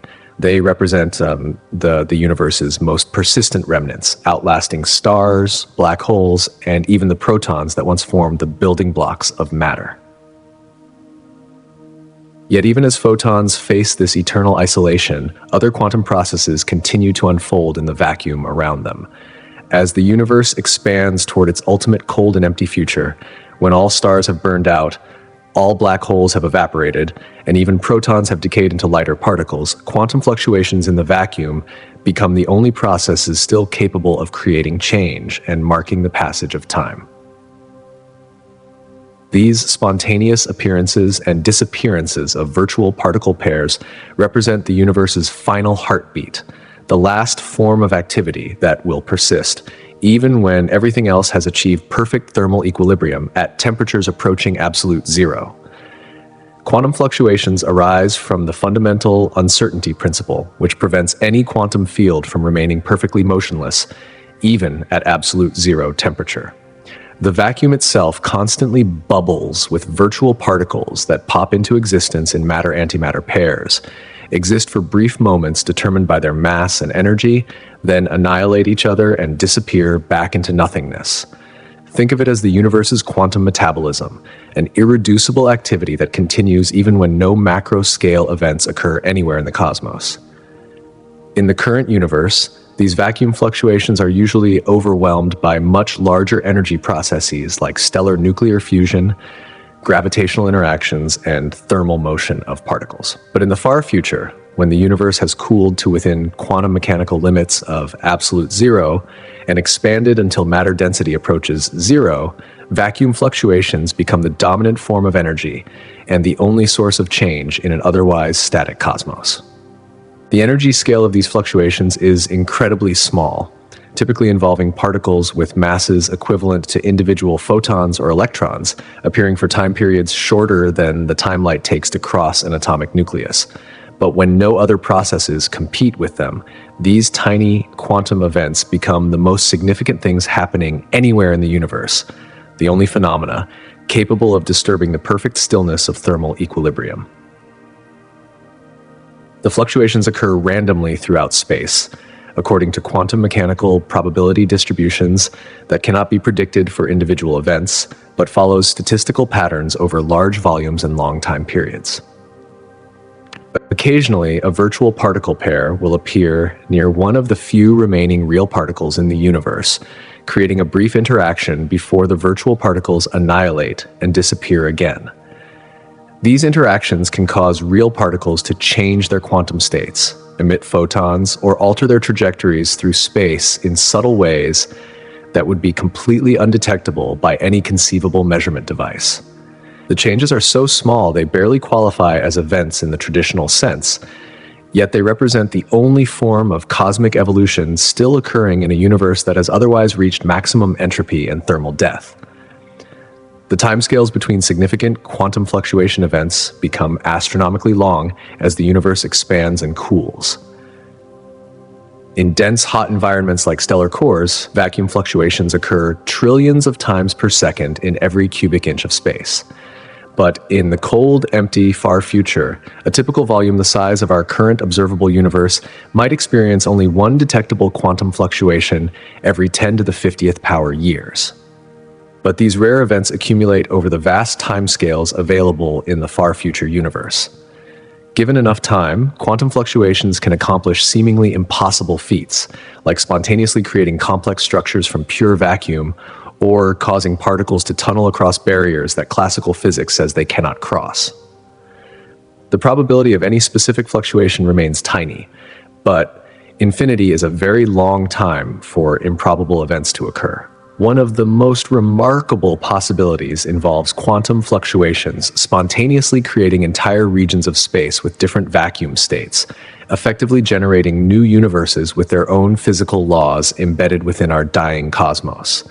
These bubble universes would expand and evolve according to their own rules, potentially recreating conditions similar to our early universe and beginning new cycles of cosmic evolution. The mathematics describing vacuum fluctuations in empty space involves sophisticated quantum field theory calculations that push the boundaries of current theoretical physics. The results suggest that even apparently empty space contains infinite amounts of zero-point energy distributed across all possible quantum fields, creating a seething foam of virtual activity at scales smaller than atomic nucleate. This quantum foam becomes the dominant texture of spacetime in the far future universe, determining how the few remaining particles move and interact with each other. The foam is invisible and undetectable by ordinary means, but it provides the stage on which the universe's final drama plays out one virtual particle at a time. Quantum fluctuations also provide the mechanism by which the universe could potentially escape from thermal death through extremely rare but not impossible events that create pockets of low entropy within the overall high entropy environment. These rare fluctuations could spontaneously organize energy and matter into complex structures, effectively reversing the thermodynamic arrow of time locally while preserving it globally. The concept that quantum fluctuations become the universe's primary activity in the far future represents one of the strangest predictions of modern physics, suggesting that reality at its most fundamental level is characterized by constant change and uncertainty, rather than the static perfection that classical physics would expect at thermal equilibrium. Yet, even these quantum fluctuations must eventually confront the evaporation of the final gravitational structures. In approximately 10 to the 100th power years from now, the last supermassive black hole in the universe will finally succumb to Hawking radiation and evaporate completely, marking the end of the gravitational era that has dominated cosmic evolution since the first stars collapsed to form these cosmic monsters. This final evaporation will release the equivalent energy of trillions of stars converted entirely into electromagnetic radiation and elementary particles, creating the universe's last great fireworks display before settling into eternal darkness and cold. The final black hole will likely be one of the supermassive giants that currently lurk at the centers of galaxies, containing billions of times the mass of our sun compressed into a region smaller than our solar system.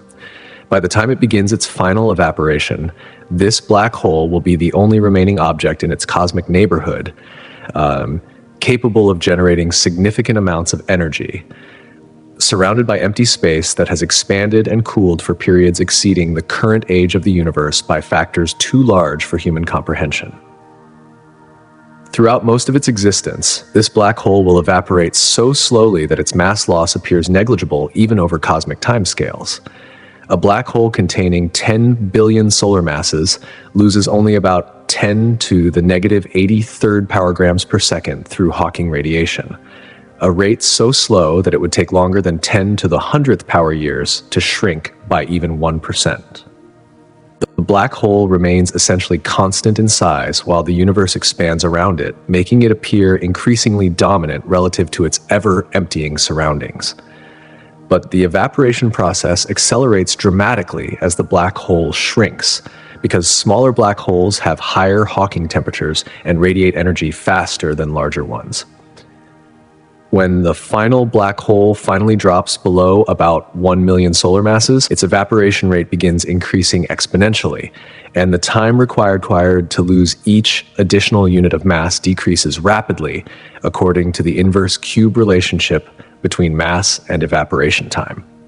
During the final million years of the black hole's existence, it will release more energy than it emitted during the previous 10 to the 100th power years combined. The black hole's event horizon will shrink visibly, contracting from a diameter of millions of miles to thousands of miles to hundreds of miles as the evaporation accelerates toward its explosive conclusion. The Hawking radiation during this final phase will shift from incredibly long wavelength radio waves to shorter wavelengths, eventually reaching visible light when the black hole shrinks to about the mass of a large asteroid. An observer positioned safely outside the black hole's influence would see it begin to glow like a star, growing brighter and hotter as it approaches its final moments of existence. When the black hole reaches approximately the Planck mass, about 22 micrograms, quantum gravitational effects become so strong that our current understanding of physics breaks down completely.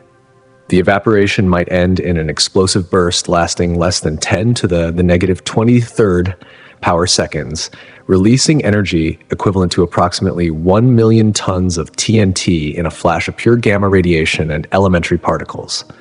This final explosion will convert the black hole's remaining mass entirely into photons, neutrinos, electrons, positrons, and other light particles that scatter into space at nearly the speed of light. The explosion leaves behind no remnant, no scar in space-time, and no memory that a black hole ever existed at that location, except for the particles and energy it released during its death. The curved space-time around the evaporating black hole will relax back to flatness, like a stretched rubber sheet returning to its original shape when a heavy weight is removed. The gravitational waves generated by this relaxation will ripple outward at the speed of light, carrying away the last traces of the black hole's influence on the geometry of space and time. With the evaporation of the final black hole, the universe will have completed its transition from a cosmos dominated by gravitational structures to one containing only elementary particles and electromagnetic radiation distributed uniformly through ever-expanding space. No more black holes will ever form because insufficient matter remains anywhere in the universe to collapse under its own gravity and create new ones. The energy released by the final black hole evaporation will briefly heat the surrounding space to temperatures not seen since the early moments after the Big Bang. But this heat will quickly disperse and redshift away as space continues expanding. Within a few million years after the explosion, the universe will return to its inexorable cooling toward absolute zero, leaving behind only the scattered particles and photons from the black hole's death. The particles created by the final evaporation will themselves be subject to further decay processes if protons prove unstable, or they will simply drift through expanding space forever if protons are truly immortal.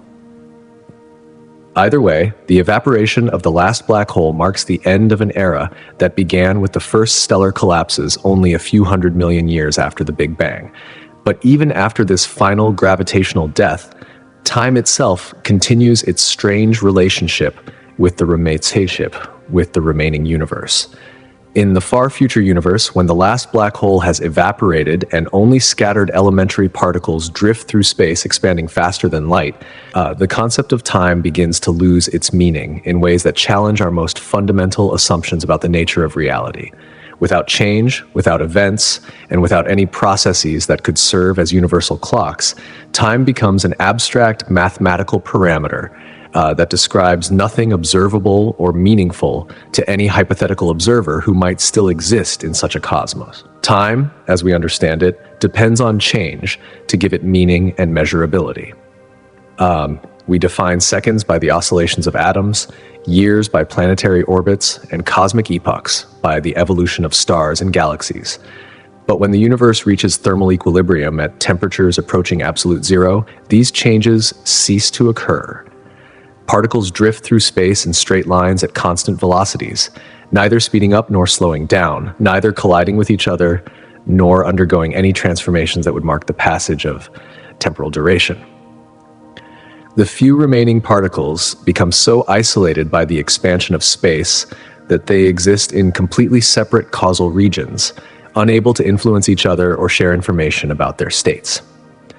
Each particle defines its own reference frame for space and time, but these reference frames have no connection to each other and no common basis for establishing simultaneity or temporal ordering of events across cosmic distances.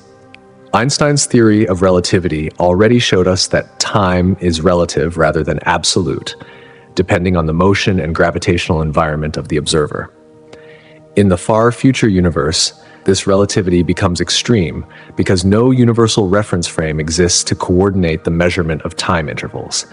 Each isolated particle essentially exists in its own private universe, where time passes normally from its perspective. But this local time has no meaning or relevance to anything happening elsewhere in the cosmos.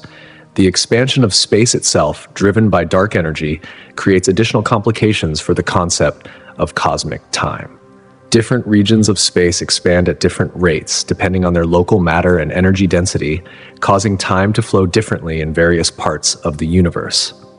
What might be simultaneous from one perspective could be separated by billions of years from another perspective, making the concept of universal time completely meaningless. Quantum mechanics adds another layer of temporal strangeness to the far future universe. The quantum states of isolated particles evolve according to the Schrödinger equation, but this evolution becomes purely formal when no measurements or interactions occur to collapse the wave functions into definite states. The particles exist in quantum superpositions that persist indefinitely, neither changing nor remaining the same in any classical sense. The mathematical description of time in the far future universe reduces to what physicists call a parameterization of the particle trajectories through space-time. Time becomes simply a label that mathematicians use to organize their equations rather than a physical quantity that corresponds to anything observable or measurable in the real world. This loss of temporal meaning creates profound philosophical puzzles about the nature of existence itself. If nothing changes and no events occur, in what sense can we say that time passes or that the universe continues to exist?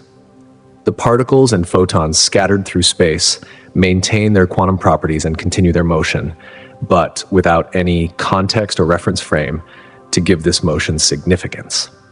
Some physicists speculate that consciousness itself might be necessary to give time its meaning, because consciousness creates the subjective experience of temporal flow and the sense that events occur in sequence rather than simply existing as abstract mathematical relationships. In a universe without conscious observers, time might become nothing more than a coordinate axis in the equations of theoretical physics.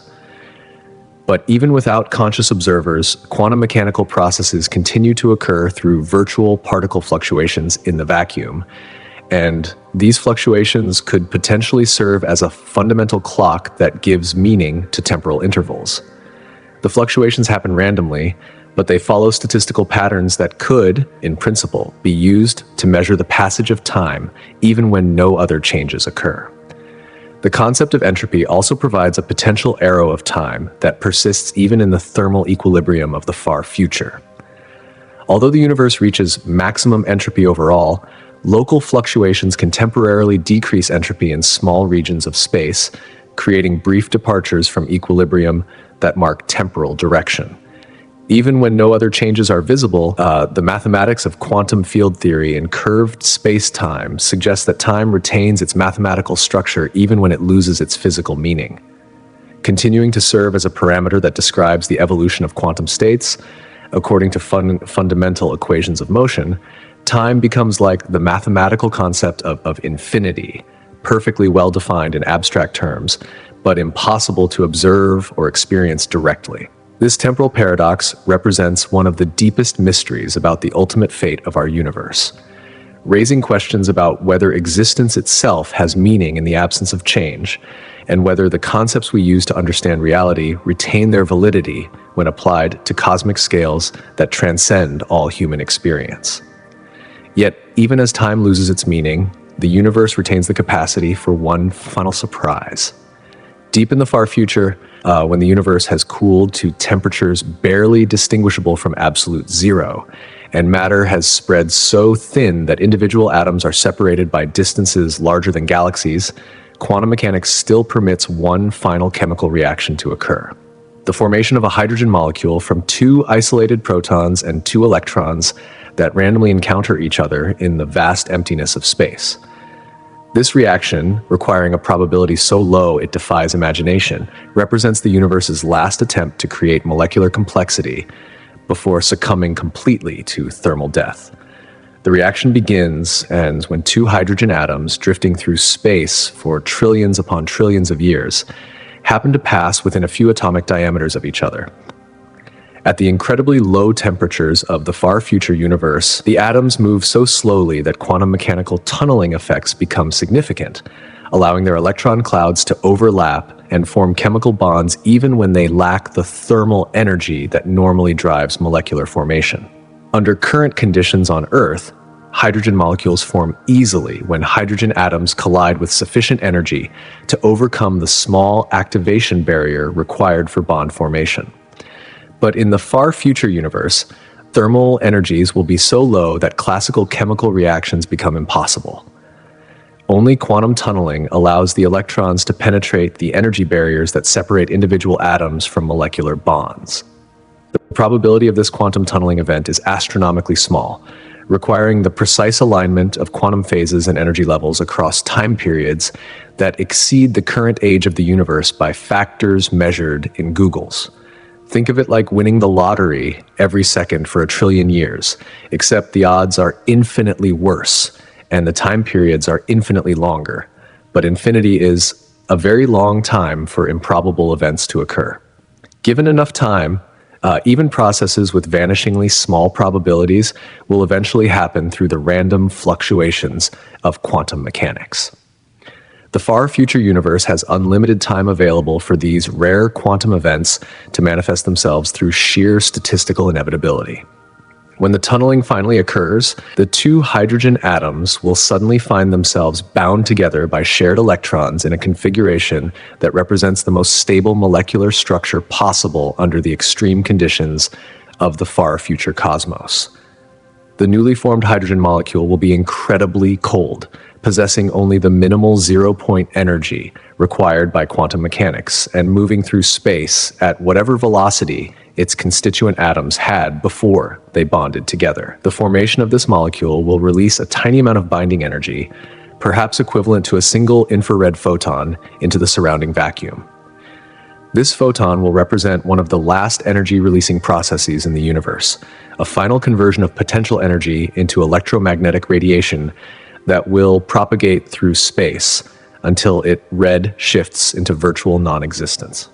The hydrogen molecule itself will be remarkably stable once formed, because breaking the chemical bond would require energy that simply does not exist anywhere in the cold, empty, far future universe.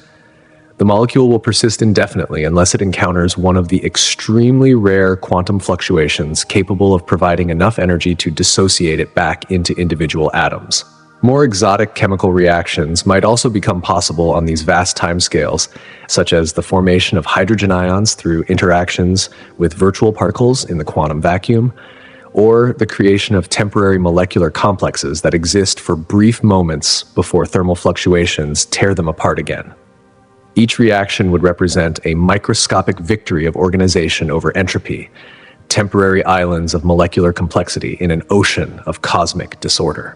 The mathematics describing these ultra-rare chemical reactions requires sophisticated quantum mechanical calculations that account for tunneling probabilities, zero-point motions, and the effects of the expanding spacetime metric on molecular binding energies. The results suggest that chemical complexity could persist at unimaginably low levels, even in the universe's final equilibrium state. But the formation of molecules in the far future faces competition from proton decay if that process proves to be real. If protons are unstable with lifetimes around 10 to the 34th power years, then they will decay long before the quantum tunneling reactions that could form molecules have time to occur. The last chemical reaction might never happen, because the atoms needed to participate in it will have already decomposed into lighter particles. The possibility of chemistry in the far future universe raises profound questions about the relationship between complexity and time.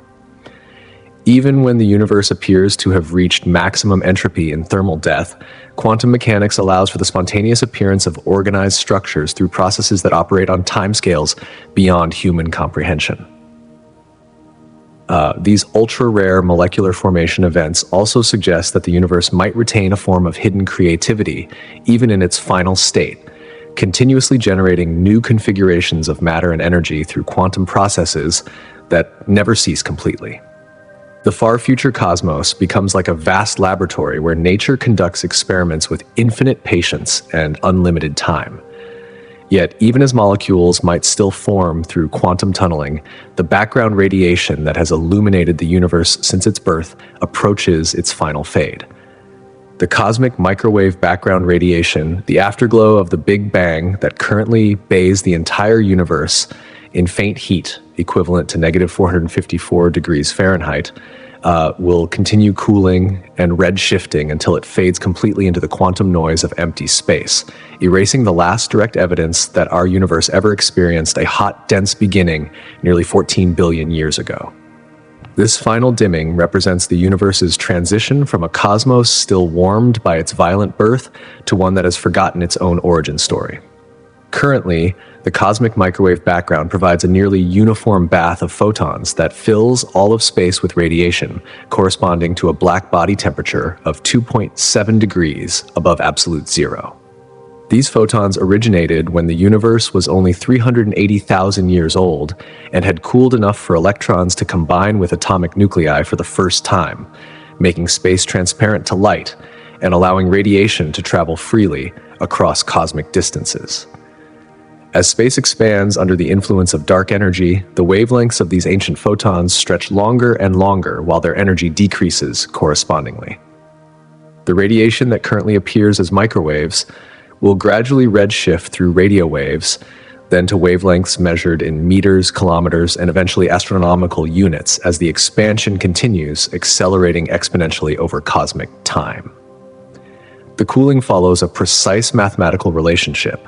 As the universe doubles in size, the temperature of the background radiation drops by half. Since current observations suggest that cosmic expansion will continue accelerating forever, this cooling process will also continue indefinitely, with the temperature approaching absolute zero asymptotically, but never quite reaching it.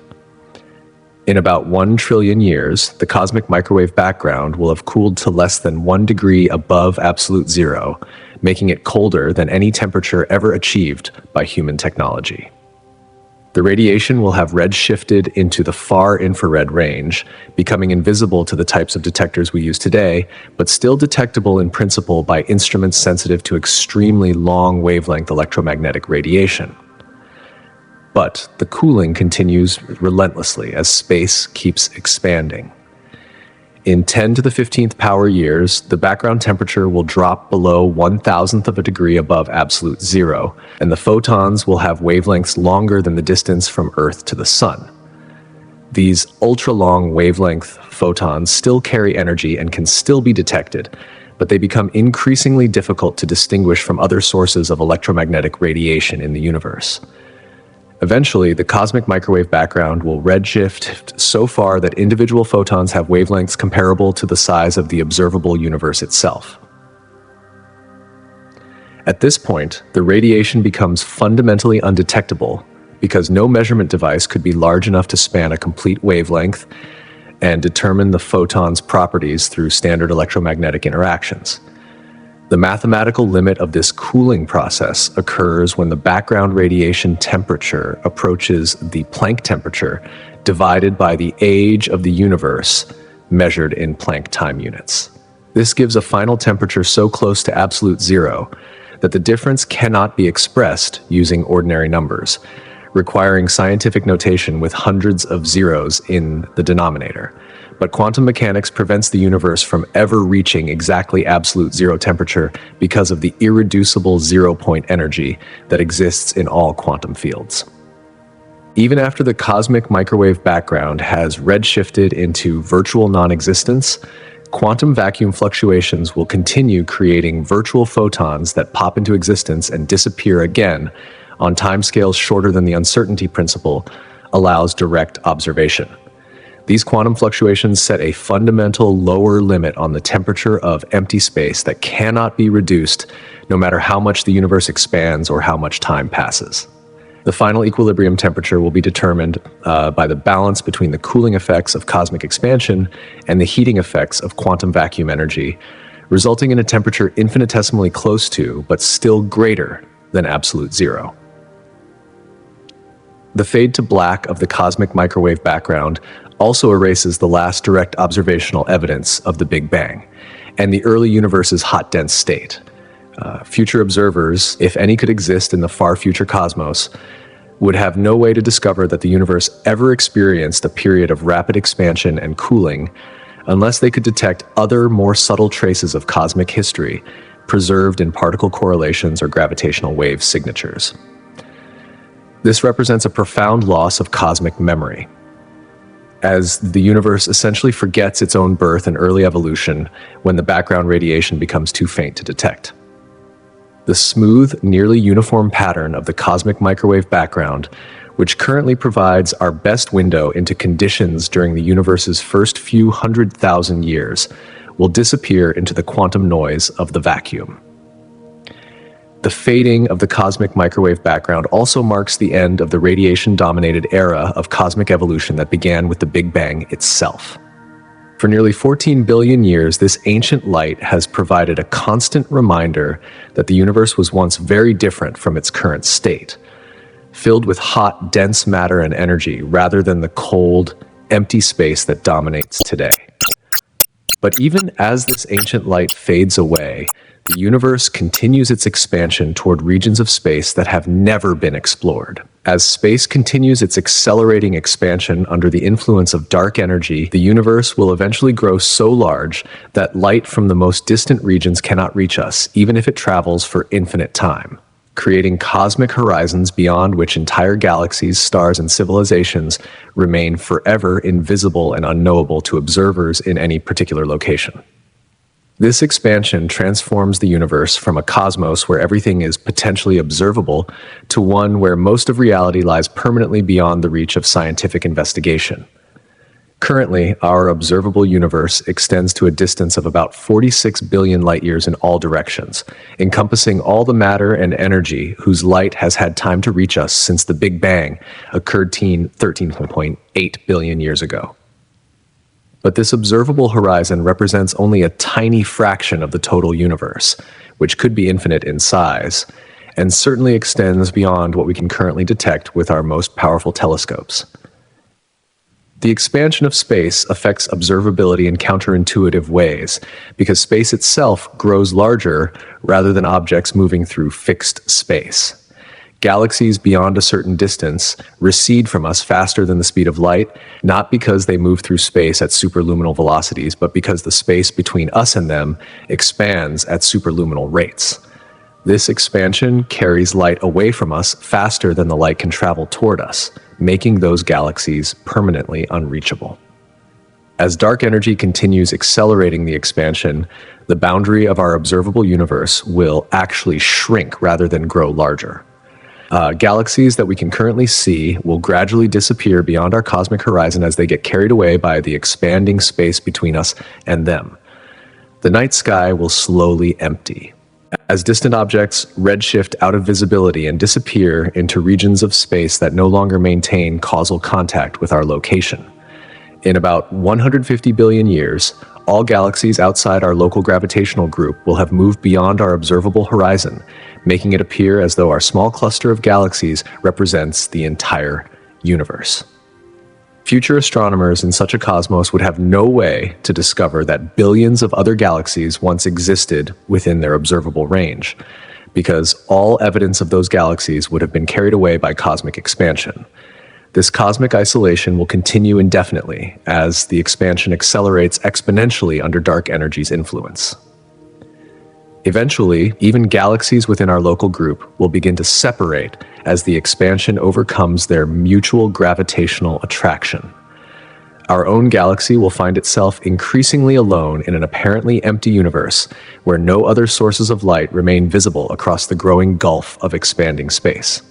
The mathematics of cosmic horizons show that each observer in the far future universe will be surrounded by a shrinking sphere of observability beyond which no information can ever reach them. This creates a kind of cosmic solitary confinement where each surviving observer becomes trapped within their own causal patch of space-time, unable to communicate with or even detect the existence of observers in other regions.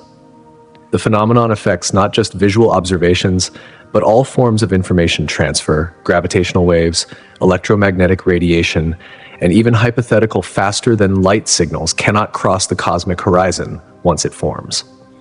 Because the expansion of space itself prevents any causal influence from propagating between widely separated regions, each observer becomes permanently isolated within their own observable universe. This isolation has profound implications for the concept of cosmic truth and scientific knowledge. If most of the universe lies forever beyond observation, then statements about the total size, content, or properties of the cosmos become meaningless from an empirical standpoint. Science becomes limited to studying only the tiny fraction of reality that remains accessible within each observer's shrinking horizon. The expansion also creates temporal paradoxes about the definition of cosmic simultaneity. Events that appear simultaneous from one observer's perspective could be separated by billions of years from the perspective of an observer in a different causal patch. The concept of universal time becomes meaningless when different regions of space-time lose the ability to synchronize their clocks or share information about when events occur. Some theoretical physicists speculate that the accelerating expansion might eventually become so extreme that it tears apart bound systems like galaxies, solar systems, and even atoms themselves in a scenario called the Big Rip. In this case, the observable universe would shrink to microscopic scales before disappearing entirely, leaving each particle isolated within its own infinitesimal cosmic horizon. But current observations suggest that dark energy has constant density rather than increasing density, which would lead to exponential expansion rather than the super exponential expansion required for a big rip scenario. The universe would continue growing larger forever while individual observable regions shrink, creating infinite space filled with causally disconnected patches that can never interact or exchange information. This cosmic loneliness represents one of the strangest predictions of modern cosmology. A universe that becomes increasingly empty and isolated as it ages, transforming from a cosmos filled with observable structure and activity to one where each location exists in apparent solitude within an ever-expanding ocean of unreachable space. Yet even within these shrinking bubbles of observability, the fundamental constituents of matter face their own ultimate reckoning in the unimaginably distant future. Roughly 10 to the 34th power years from now, the last proton in the observable universe will spontaneously decay into lighter particles through quantum processes, so rare they make winning the lottery every second for 1 trillion years seem like a certainty. This decay will mark the absolute end of ordinary matter as we know it, converting the final remnant of atoms, molecules, and solid objects into a brief flash of energy that quickly disperses into the ever-expanding emptiness of space. The proton has persevered through every catastrophe in cosmic history, surviving the death of stars, the evaporation of black holes, and the cooling of space to temperatures approaching absolute zero. These positively charged particles have maintained their identity and properties unchanged since the first moments after the Big Bang, when quarks and gluons first combined to form the building blocks of atomic nuclei that would eventually power stars and create the chemical elements necessary for planets and light. But grand unified theories in particle physics predict that protons are not actually immortal, despite their apparent stability over the 13.8 billion years of cosmic history we have observed so far. These theories suggest that protons can decay through incredibly rare quantum tunneling events that convert quarks into leptons, transforming matter into energy according to pathways that violate conservation laws temporarily, while preserving them on average over vast timescales. The predicted proton lifetime ranges from about 10 to the 34th power years to 10 to the 40th power years, depending on which grand unified theory proves correct and what values the fundamental coupling constants take at extremely high energy scales. These lifetimes are so long that they strain human comprehension. If you started with 10 to the 80 power protons, roughly the number in the observable universe today, you would wait 10 to the 34th power years before half of them decayed. When the final proton finally undergoes its quantum death, it will typically decay into a positron and a neutral pion, which immediately decays further into 2 gamma-ray photons. The positron will search through the vast emptiness of space until it eventually encounters one of the few remaining electrons, whereupon both particles will annihilate in a final flash of pure energy that converts their rest mass entirely into electromagnetic radiation. This annihilation will produce 2 photons, traveling in opposite directions at the speed of light, carrying away the last traces of the matter that once composed stars, planets, and living beings. These photons will continue propagating through expanding space forever, gradually redshifting to longer and longer wavelengths, until they become indistinguishable from the quantum fluctuations of the vacuum itself. The decay process happens randomly for individual protons, following the same statistical laws that govern radioactive decay in unstable atomic nuclei. Most protons will persist far longer than the average lifetime, while a few unlucky ones will decay much sooner through quantum fluctuations that cannot be predicted or prevented by any known physical process.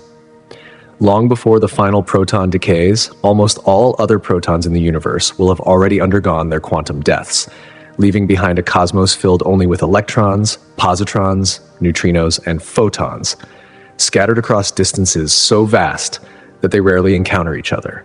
The final proton will exist in profound isolation, perhaps drifting alone through its own observable universe, with no other matter anywhere within causal reach.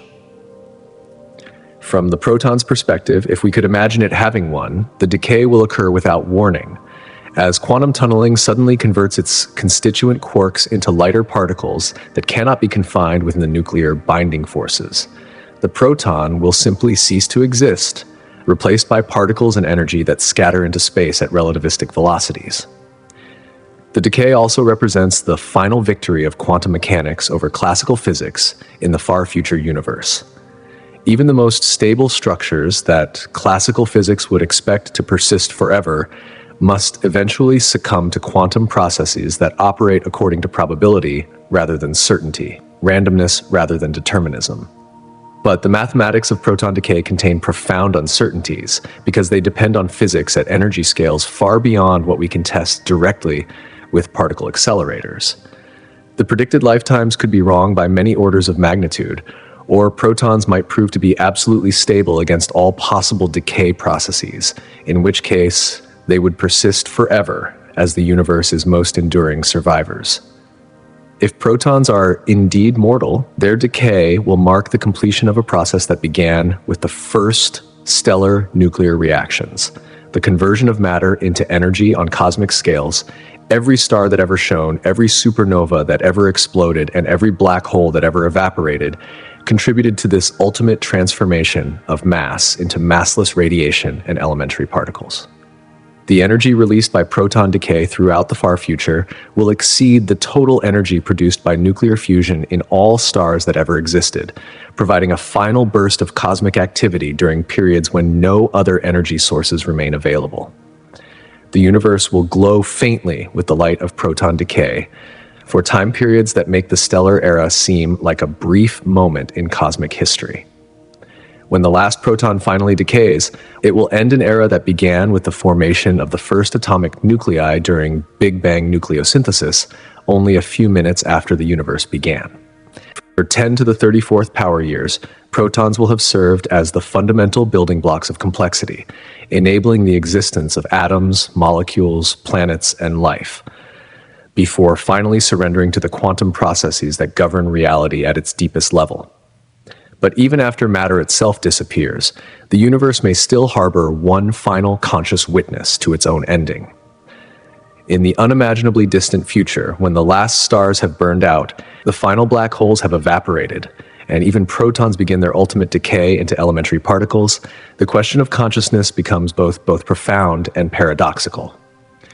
Could any form of awareness survive to witness the universe's final transformation? And if so, what would such a consciousness experience as reality itself approaches its ultimate limits? The answer challenges our deepest assumptions about the nature of mind, memory, and existence itself. Traditional biological consciousness faces obvious obstacles in the far future universe. Living organisms depend on chemical processes that require liquid water, stable temperatures, and energy gradients to power metabolic reactions. None of these conditions will exist when the cosmos reaches thermal equilibrium at temperatures approaching absolute zero, making conventional life impossible long before the universe enters its final phases of evolution. But consciousness might not require biological substrates to exist. If awareness is fundamentally about information processing rather than the specific materials that perform the processing, then consciousness could potentially survive by migrating to other physical systems that can manipulate and store information even under the extreme conditions of the far future cosmos. Some theoretical physicists speculate that consciousness could exist as patterns in quantum field fluctuations, using the virtual particle pairs that spontaneously appear in the vacuum as a substrate for information processing and memory storage. Such a consciousness would operate according to principles completely alien to human experience, existing as pure information encoded in the correlations between quantum states scattered across cosmic distances. The energy requirements for consciousness in the far future universe would be incredibly stringent because available energy approaches zero as the cosmos cools toward absolute zero. Any conscious system would need to operate with perfect efficiency, using every quantum of energy for essential information processing while generating no waste heat that could not be recovered and recycled. This leads to what computer scientists call reversible computation, where every computational step can be undone without losing information or generating entropy. Reversible computers can, in principle, perform unlimited amounts of calculation using arbitrarily small amounts of energy, making them the only type of information processing system that could potentially operate in the energy-starved far future universe. But reversible computation faces fundamental limits imposed by quantum mechanics and thermodynamics. The no-cloning theorem prevents quantum information from being copied perfectly, making error correction extremely difficult. Quantum decoherence causes information to leak from quantum systems into their environments, gradually degrading the coherence needed for complex computation. A conscious system in the far future might need to exist in a state of hibernation for vast periods, awakening only when rare quantum fluctuations provide enough energy for brief moments of active thought. The subjective experience of such a consciousness would be radically discontinuous, with thoughts separated by periods of unconsciousness lasting longer than the current age of the universe. The isolation imposed by cosmic expansion would also affect consciousness in the far future. If awareness requires information integration across extended networks, then the accelerating expansion of space could fragment consciousness by carrying its components apart faster than information can travel between them. Each piece of a distributed consciousness would become causally disconnected from the others, potentially creating multiple separate awarenesses from what was once a unified mind. Memory presents another fundamental challenge for far future consciousness. Storing information requires energy to maintain the physical structures that encode memories, and this energy becomes increasingly scarce as the universe cools.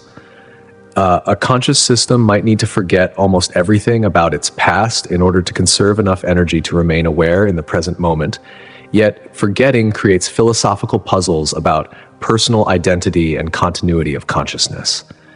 If a conscious system must constantly delete its memories to survive, in what sense does it remain the same consciousness over time? The entity that witnesses the universe's final moments might bear no resemblance to the consciousness that began the journey billions of years earlier. The mathematics of consciousness in the far future universe involved sophisticated calculations from quantum information theory, thermodynamics, and computational complexity theory. The results suggest that awareness might be possible under these extreme conditions, but only in forms so alien to human experience that we lack adequate language to describe them. Such a consciousness would experience time very differently than biological minds, with subjective moments separated by objective eons.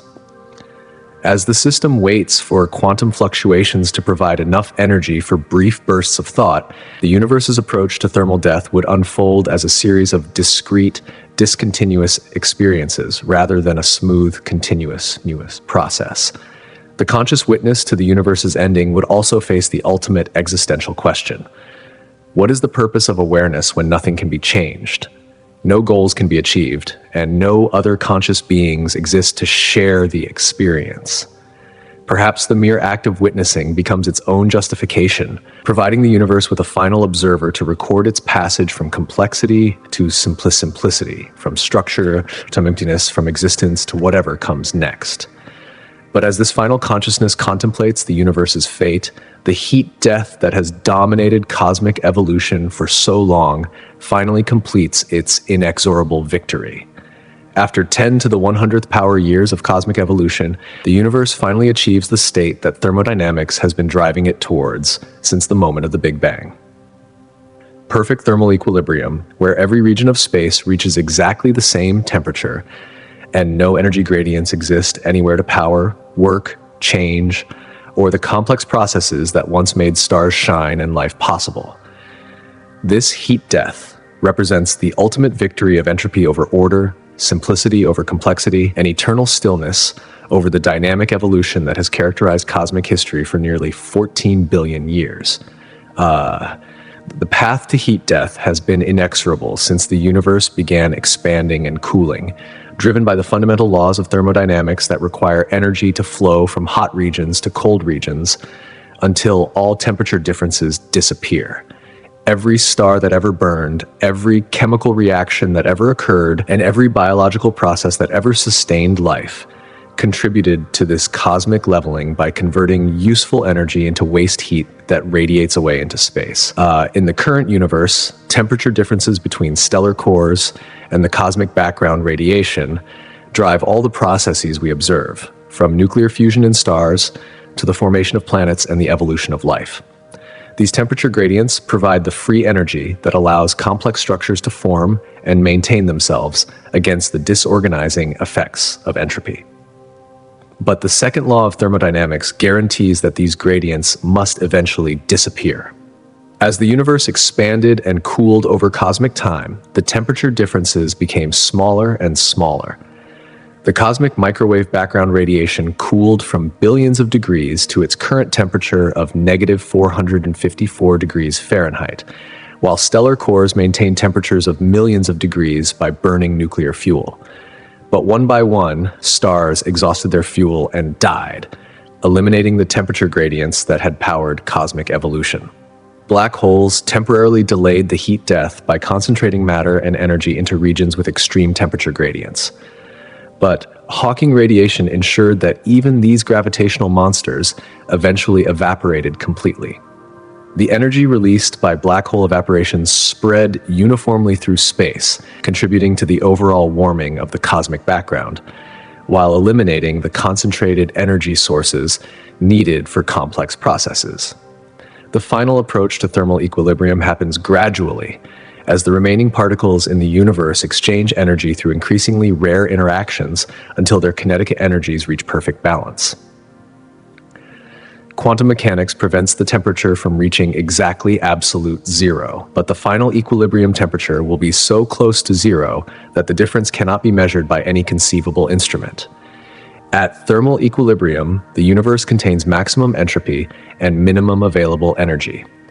No work can be performed because work requires energy to flow from high-temperature reservoirs to low-temperature reservoirs, and no such temperature differences exist in a system at thermal equilibrium. The universe becomes like a heat engine with both its hot and cold reservoirs at exactly the same temperature, making it impossible to extract useful work regardless of how clever the engineering might be. The achievement of heat death also represents the completion of a cosmic information processing task that began with the Big Bang. Every physical process in the universe can be viewed as a form of computation that transforms input information into output information according to the laws of physics. The heat death occurs when this cosmic computation reaches its final state, with no further information processing possible because all available energy has been converted into waste heat. The mathematical description of heat death involves statistical mechanics calculations that show how systems with many degrees of freedom inevitably evolve towards states of maximum entropy. The universe contains approximately 10 to the 80 power particles, creating a system with so many degrees of freedom that its approach to thermal equilibrium becomes virtually certain over cosmic timescales. But heat death is not the same as the cessation of all activity. Even at thermal equilibrium, quantum fluctuations continue to create temporary departures from perfect balance, causing virtual particles to appear and disappear in the vacuum, and occasionally giving real particles slightly more or less energy than the average. These fluctuations represent the universe's final form of activity, a quantum mechanical metabolism that persists even when all macroscopic processes have ceased. The heat death also preserves all information about the universe's history and the quantum correlations between particles and the detailed patterns of electromagnetic radiation filling space. This information remains perfectly accessible in principle, but extracting it would require more energy than the universe contains, making it practically inaccessible while remaining theoretically present. Some cosmologists speculate that heat death might not represent the absolute end of cosmic evolution, because quantum fluctuations could occasionally create departures from thermal equilibrium large enough to restart processes of structure, formation, and complexity generation. These fluctuations would be extraordinarily rare, but given infinite time, even processes with infinite decimal probabilities must eventually occur. The heat death of the universe also raises profound questions about the arrow of time and the nature of causality. In a system at thermal equilibrium, the distinction between past and future becomes meaningless because no irreversible processes occur to define a preferred temporal direction.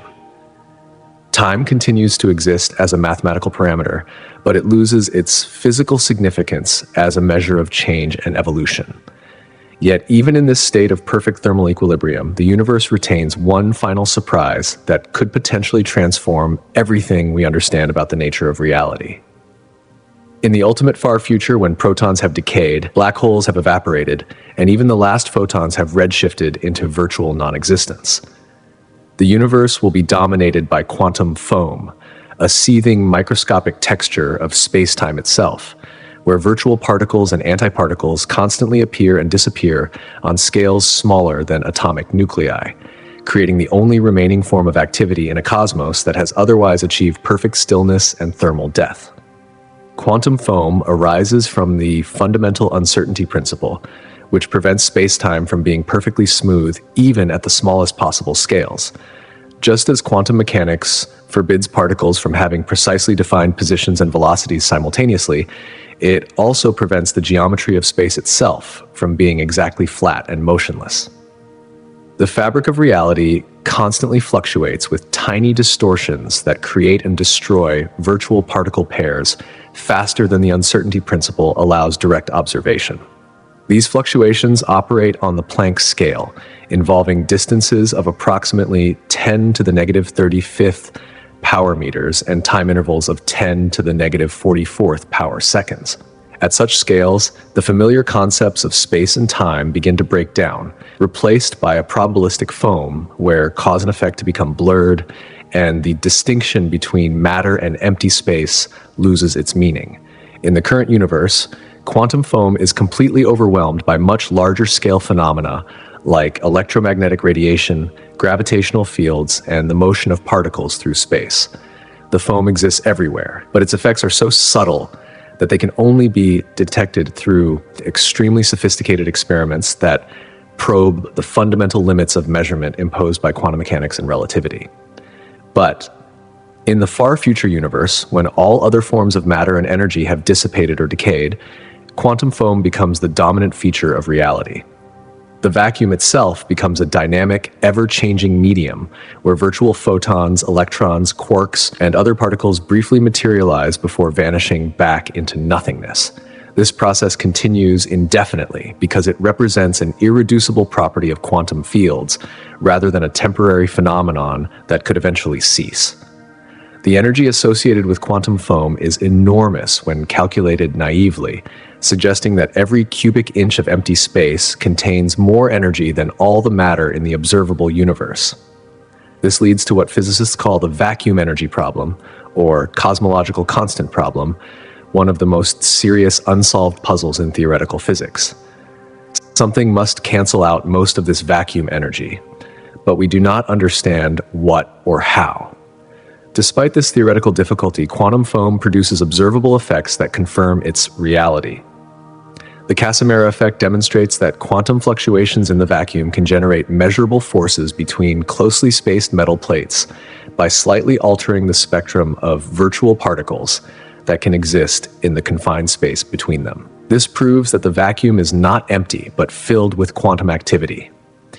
In the far future universe, quantum foam will create a kind of cosmic weather system operating on microscopic scales, with virtual particle storms briefly illuminating tiny regions of space before dissipating back into the vacuum. These events will be the only things happening anywhere in the cosmos, the final remnant of the dynamic processes that once powered stars, galaxies, and life itself.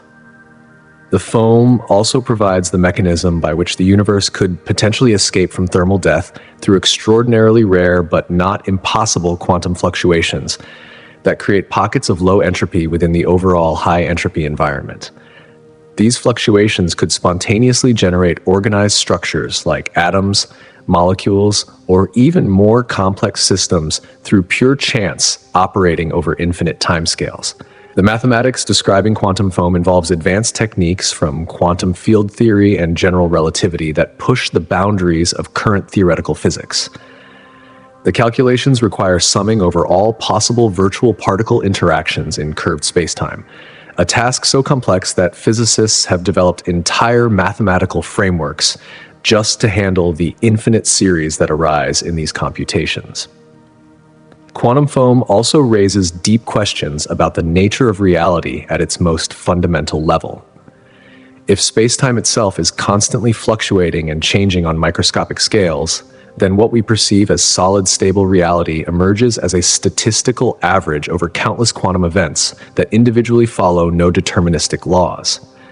Reality becomes probabilistic rather than certain, process-based rather than substance-based. The foam connects to speculative theories about the multiverse and the possibility that our entire universe might be just one bubble in an infinite sea of quantum foam that occasionally creates regions of space-time with different physical laws and constants. Each bubble would represent a separate universe with its own history and evolution, most of which would remain forever inaccessible to observation from any other bubble. In the context of the far future, quantum foam ensures that the universe never becomes completely static or perfectly empty. Even when all matter has decayed and all energy has dissipated, the foam continues its microscopic dance of creation and destruction, maintaining a minimal level of activity that persists as long as quantum mechanics and space-time itself exists. The virtual particles in quantum foam also carry information about the universe's history, encoded in their quantum correlations and statistical properties. This information becomes the final repository of everything that ever happened in cosmic history, preserved in a form that transcends the destruction of all material records, but remains forever locked away by the fundamental limits of quantum measurement. Yet even as quantum foam replaces all matter as the universe's primary constituent, the cosmos itself might be preparing for one final impossible transformation. Deep within the quantum foam that dominates the far future universe lurks a possibility so extraordinary it defies human comprehension. The spontaneous creation of entirely new universes through quantum fluctuations so rare, they would typically require waiting periods longer than 10 to the 56 power years. Yet, given infinite time, such events become not just possible, but inevitable. These quantum births could restart cosmic evolution from absolute nothingness, creating new Big Bangs that begin fresh cycles of stellar formation, galaxy evolution, and perhaps even life itself. The process begins with what physicists call a false vacuum fluctuation, where quantum uncertainty temporarily creates a microscopic bubble of space-time with different physical properties than the surrounding vacuum. Most such fluctuations collapse immediately back into nothingness, but extremely rare fluctuations can become self-sustaining and begin expanding at exponential rates, effectively creating new universes within the quantum foam of the old one. Think of it as the ultimate example of something arising from nothing, except that nothing in quantum mechanics is never truly empty, but filled with the irreducible activity of virtual particles and field fluctuations that cannot be eliminated even in perfect vacuum. The quantum vacuum retains enough energy and uncertainty to occasionally create macroscopic structures through processes that have no classical analog. The mathematics describing universe creation from quantum fluctuations involves concepts from inflation theory, quantum tunneling, and statistical mechanics that operate at the intersection of gravity, quantum mechanics, and thermodynamics. The calculations suggest that given sufficient time, quantum fluctuations will eventually create fluctuations large enough and persistent enough to evolve into expanding regions of space-time with their own distinct physical laws. These new universes would initially be microscopic, perhaps smaller than atomic nuclei, but they would contain within themselves the potential for exponential expansion through inflationary processes similar to those that shaped our own universe during its first tiny fraction of a second after the Big Bang. The expanding bubble would quickly grow larger than its parent universe while remaining completely disconnected from it causally. The probability of such spontaneous universe creation is so astronomically small that it makes proton decay look like a frequent occurrence. Current estimates suggest typical waiting times of 10 to the 56 power years or longer time periods, so vast that they cannot be expressed using ordinary mathematical notation and require specialized techniques from number theory just to write them down. But infinity is longer than any finite number, no matter how large. Given unlimited time, processes with arbitrarily small probabilities must eventually occur through the random fluctuations of quantum mechanics. The far future universe has unlimited time available for these ultimate rare events to manifest themselves through sheer statistical inevitability. Each new universe created through quantum fluctuation would begin with its own Big Bang and evolve according to its own set of physical constants and laws. Some might have stronger or weaker fundamental forces, different numbers of spatial dimensions, or physical constants that prevent the formation of atoms, stars, or complex structures. Others might create conditions even more favorable to complexity in life than our own universe provides. The new universes would remain forever inaccessible to observation from the parent universe because they expand within their own spacetime that has no causal connection to the surrounding quantum foam. They would exist as completely separate realities, each unaware of the others and unable to exchange matter, energy, or information across the boundaries that separate different space-time manifolds. This process could continue indefinitely, with each new universe eventually reaching its own heat death and spawning additional universes through its own quantum fluctuations. The result would be an infinite hierarchy of universes, creating universes, each generation completely isolated from all the others but connected through their common origin and the quantum mechanical properties of the vacuum. The concept of universe creation from nothing also provides a potential resolution to the ultimate fate of our own cosmos. Even if our universe reaches perfect thermal equilibrium and remains in that state for periods exceeding human comprehension, quantum fluctuations ensure that new regions of low entropy will eventually appear, potentially restarting processes of cosmic evolution within the dead universe. Some theoretical physicists speculate that consciousness itself might play a role in universe creation through what they call the participatory anthropic principle, where the act of observation by conscious beings influences the probability of quantum events that could lead to universe formation. In this view, consciousness becomes a cosmological force that helps ensure the continued creation of universes capable of supporting life and awareness. The spontaneous creation of universes from quantum fluctuations also raises profound philosophical questions about the nature of existence, causality, and the relationship between being and non-being. If entire universes can arise from nothing through pure chance, then the distinction between existence and non-existence becomes blurred at the deepest level of reality. But even as we contemplate these ultimate possibilities for cosmic renewal, one final question remains that may determine whether any of this speculation has meaning. As our journey through deep time reaches its conclusion, we arrive at the most profound mystery in all of physics. What happens to reality itself when the universe has exhausted every possible source of change, consumed every gradient of energy, and approached as close to absolute zero as quantum mechanics allows? The answer to this ultimate question may determine whether the cosmos faces true eternal death or holds within itself the seeds of infinite renewal, forever cycling between existence and void in patterns too vast for any mind to fully comprehend. Absolute zero represents more than just the coldest possible temperature. It embodies the thermodynamic limit, where all classical motion ceases and systems reach their lowest possible energy states. Yet quantum mechanics ensures that even at absolute zero, the universe retains irreducible zero-point energy that manifests as persistent fluctuations in all quantum fields. These fluctuations suggest that perfect stillness is impossible, that reality at its deepest level remains eternally active even when all macroscopic processes have ceased. The approach to absolute zero forces us to confront the fundamental question of whether the universe is finite or infinite in its ultimate scope. If space and time are finite, then the cosmos will eventually reach a state of perfect thermal equilibrium where nothing further can happen, creating a static eternity of quantum fluctuations without larger meaning or purpose. But if the universe is infinite, then rare quantum events will continue occurring forever, occasionally creating pockets of low entropy that could restart processes of cosmic evolution.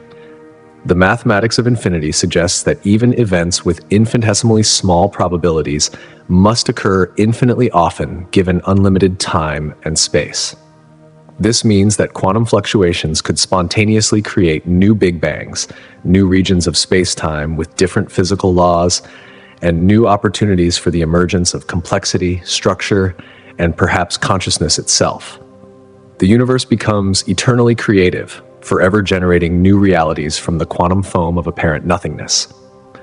But infinity also creates paradoxes that challenge our understanding of causality, probability, and existence itself. If everything that can happen must happen infinitely often, then every possible universe, every possible conscious experience, and every possible story plays out countless times across the infinite expanse of space and time. The heat death of our particular cosmic patch becomes merely one episode in an infinite drama of creation and destruction. The approach to absolute zero also raises questions about the nature of time itself in the far future universe. When no changes occur and no processes mark the passage of temporal duration, does time continue to exist as a meaningful concept? Or does the cosmos transition into a timeless state where past, present, and future lose their distinction and reality becomes a static, four-dimensional block where all events exist simultaneously? Some physicists speculate that absolute zero represents not an ending, but a phase transition like water freezing into ice or gas condensing into liquid. The universe might undergo a fundamental change in its basic structure and properties when it reaches maximum entropy, transforming into something so alien that our current concepts of space, time, matter, and energy no longer apply. The quantum foam that dominates the far future universe retains within itself all the information that ever existed in cosmic history, encoded in correlations between virtual particles and field fluctuations that persist even when all matter has decayed. This information could potentially serve as the blueprint for cosmic renewal, providing the pattern from which new universes could emerge through rare quantum fluctuations. The ultimate question also connects to the deepest mysteries of consciousness and existence. If awareness is truly fundamental to reality rather than an emergent property of complex matter, then consciousness might persist even beyond absolute zero, experiencing the universe's final transformation and perhaps playing a role in determining what comes next. The final witness to cosmic death might also be the agent of cosmic rebirth. Recent discoveries in theoretical physics suggest that our universe might exist within a vast landscape of possible realities, each characterized by different values of the fundamental constants and physical laws. The approach to absolute zero in our cosmos might represent just one thread in an infinite tapestry of universes, each following its own trajectory toward heat death while contributing to the overall evolution of the multiverse. The question of what comes after absolute zero ultimately forces us to confront the limits of scientific knowledge itself. We are asking about conditions so extreme and timescales so vast that they may forever lie beyond the reach of experimental verification or direct observation. The answer becomes as much a matter of philosophy and imagination as empirical science. Yet the question compels us because it represents the ultimate test of our understanding of reality. If we can comprehend what happens when the universe reaches its absolute limits, then perhaps we have truly grasped the fundamental nature of existence itself. The journey from the Big Bang to absolute zero becomes humanity's greatest intellectual adventure. Our species' attempt to understand our cosmic origins, our ultimate destiny, and our place in the vast scheme of existence. As we stand at the threshold of this ultimate mystery, gazing forward through deep time toward the universe's final moments, we realize that the question of what comes after absolute zero is really asking what comes after everything we know, everything we can imagine, and everything we thought was possible. The answer may be nothing, or it may be everything, or it may be something so far beyond our current understanding that we lack even the concepts needed to think about it properly. The final proton, drifting alone through space, colder than imagination, approaches its quantum death in a universe that has forgotten its own birth. What witnesses this ending? What comes next? The ultimate question remains, waiting for an answer that may itself transcend the very notion of answers, carrying us beyond the boundaries of knowledge into realms where science, philosophy, and wonder become indistinguishable from each other. In the end, perhaps the question itself is the answer. The universe's greatest achievement may not be the stars it created, the life it nurtured, or the consciousness it awakened, but the questions it inspired in minds capable of contemplating their own cosmic significance. The journey from the first moment to the last may be less important than the awareness that made the journey meaningful, the consciousness that could witness time itself prepare to die.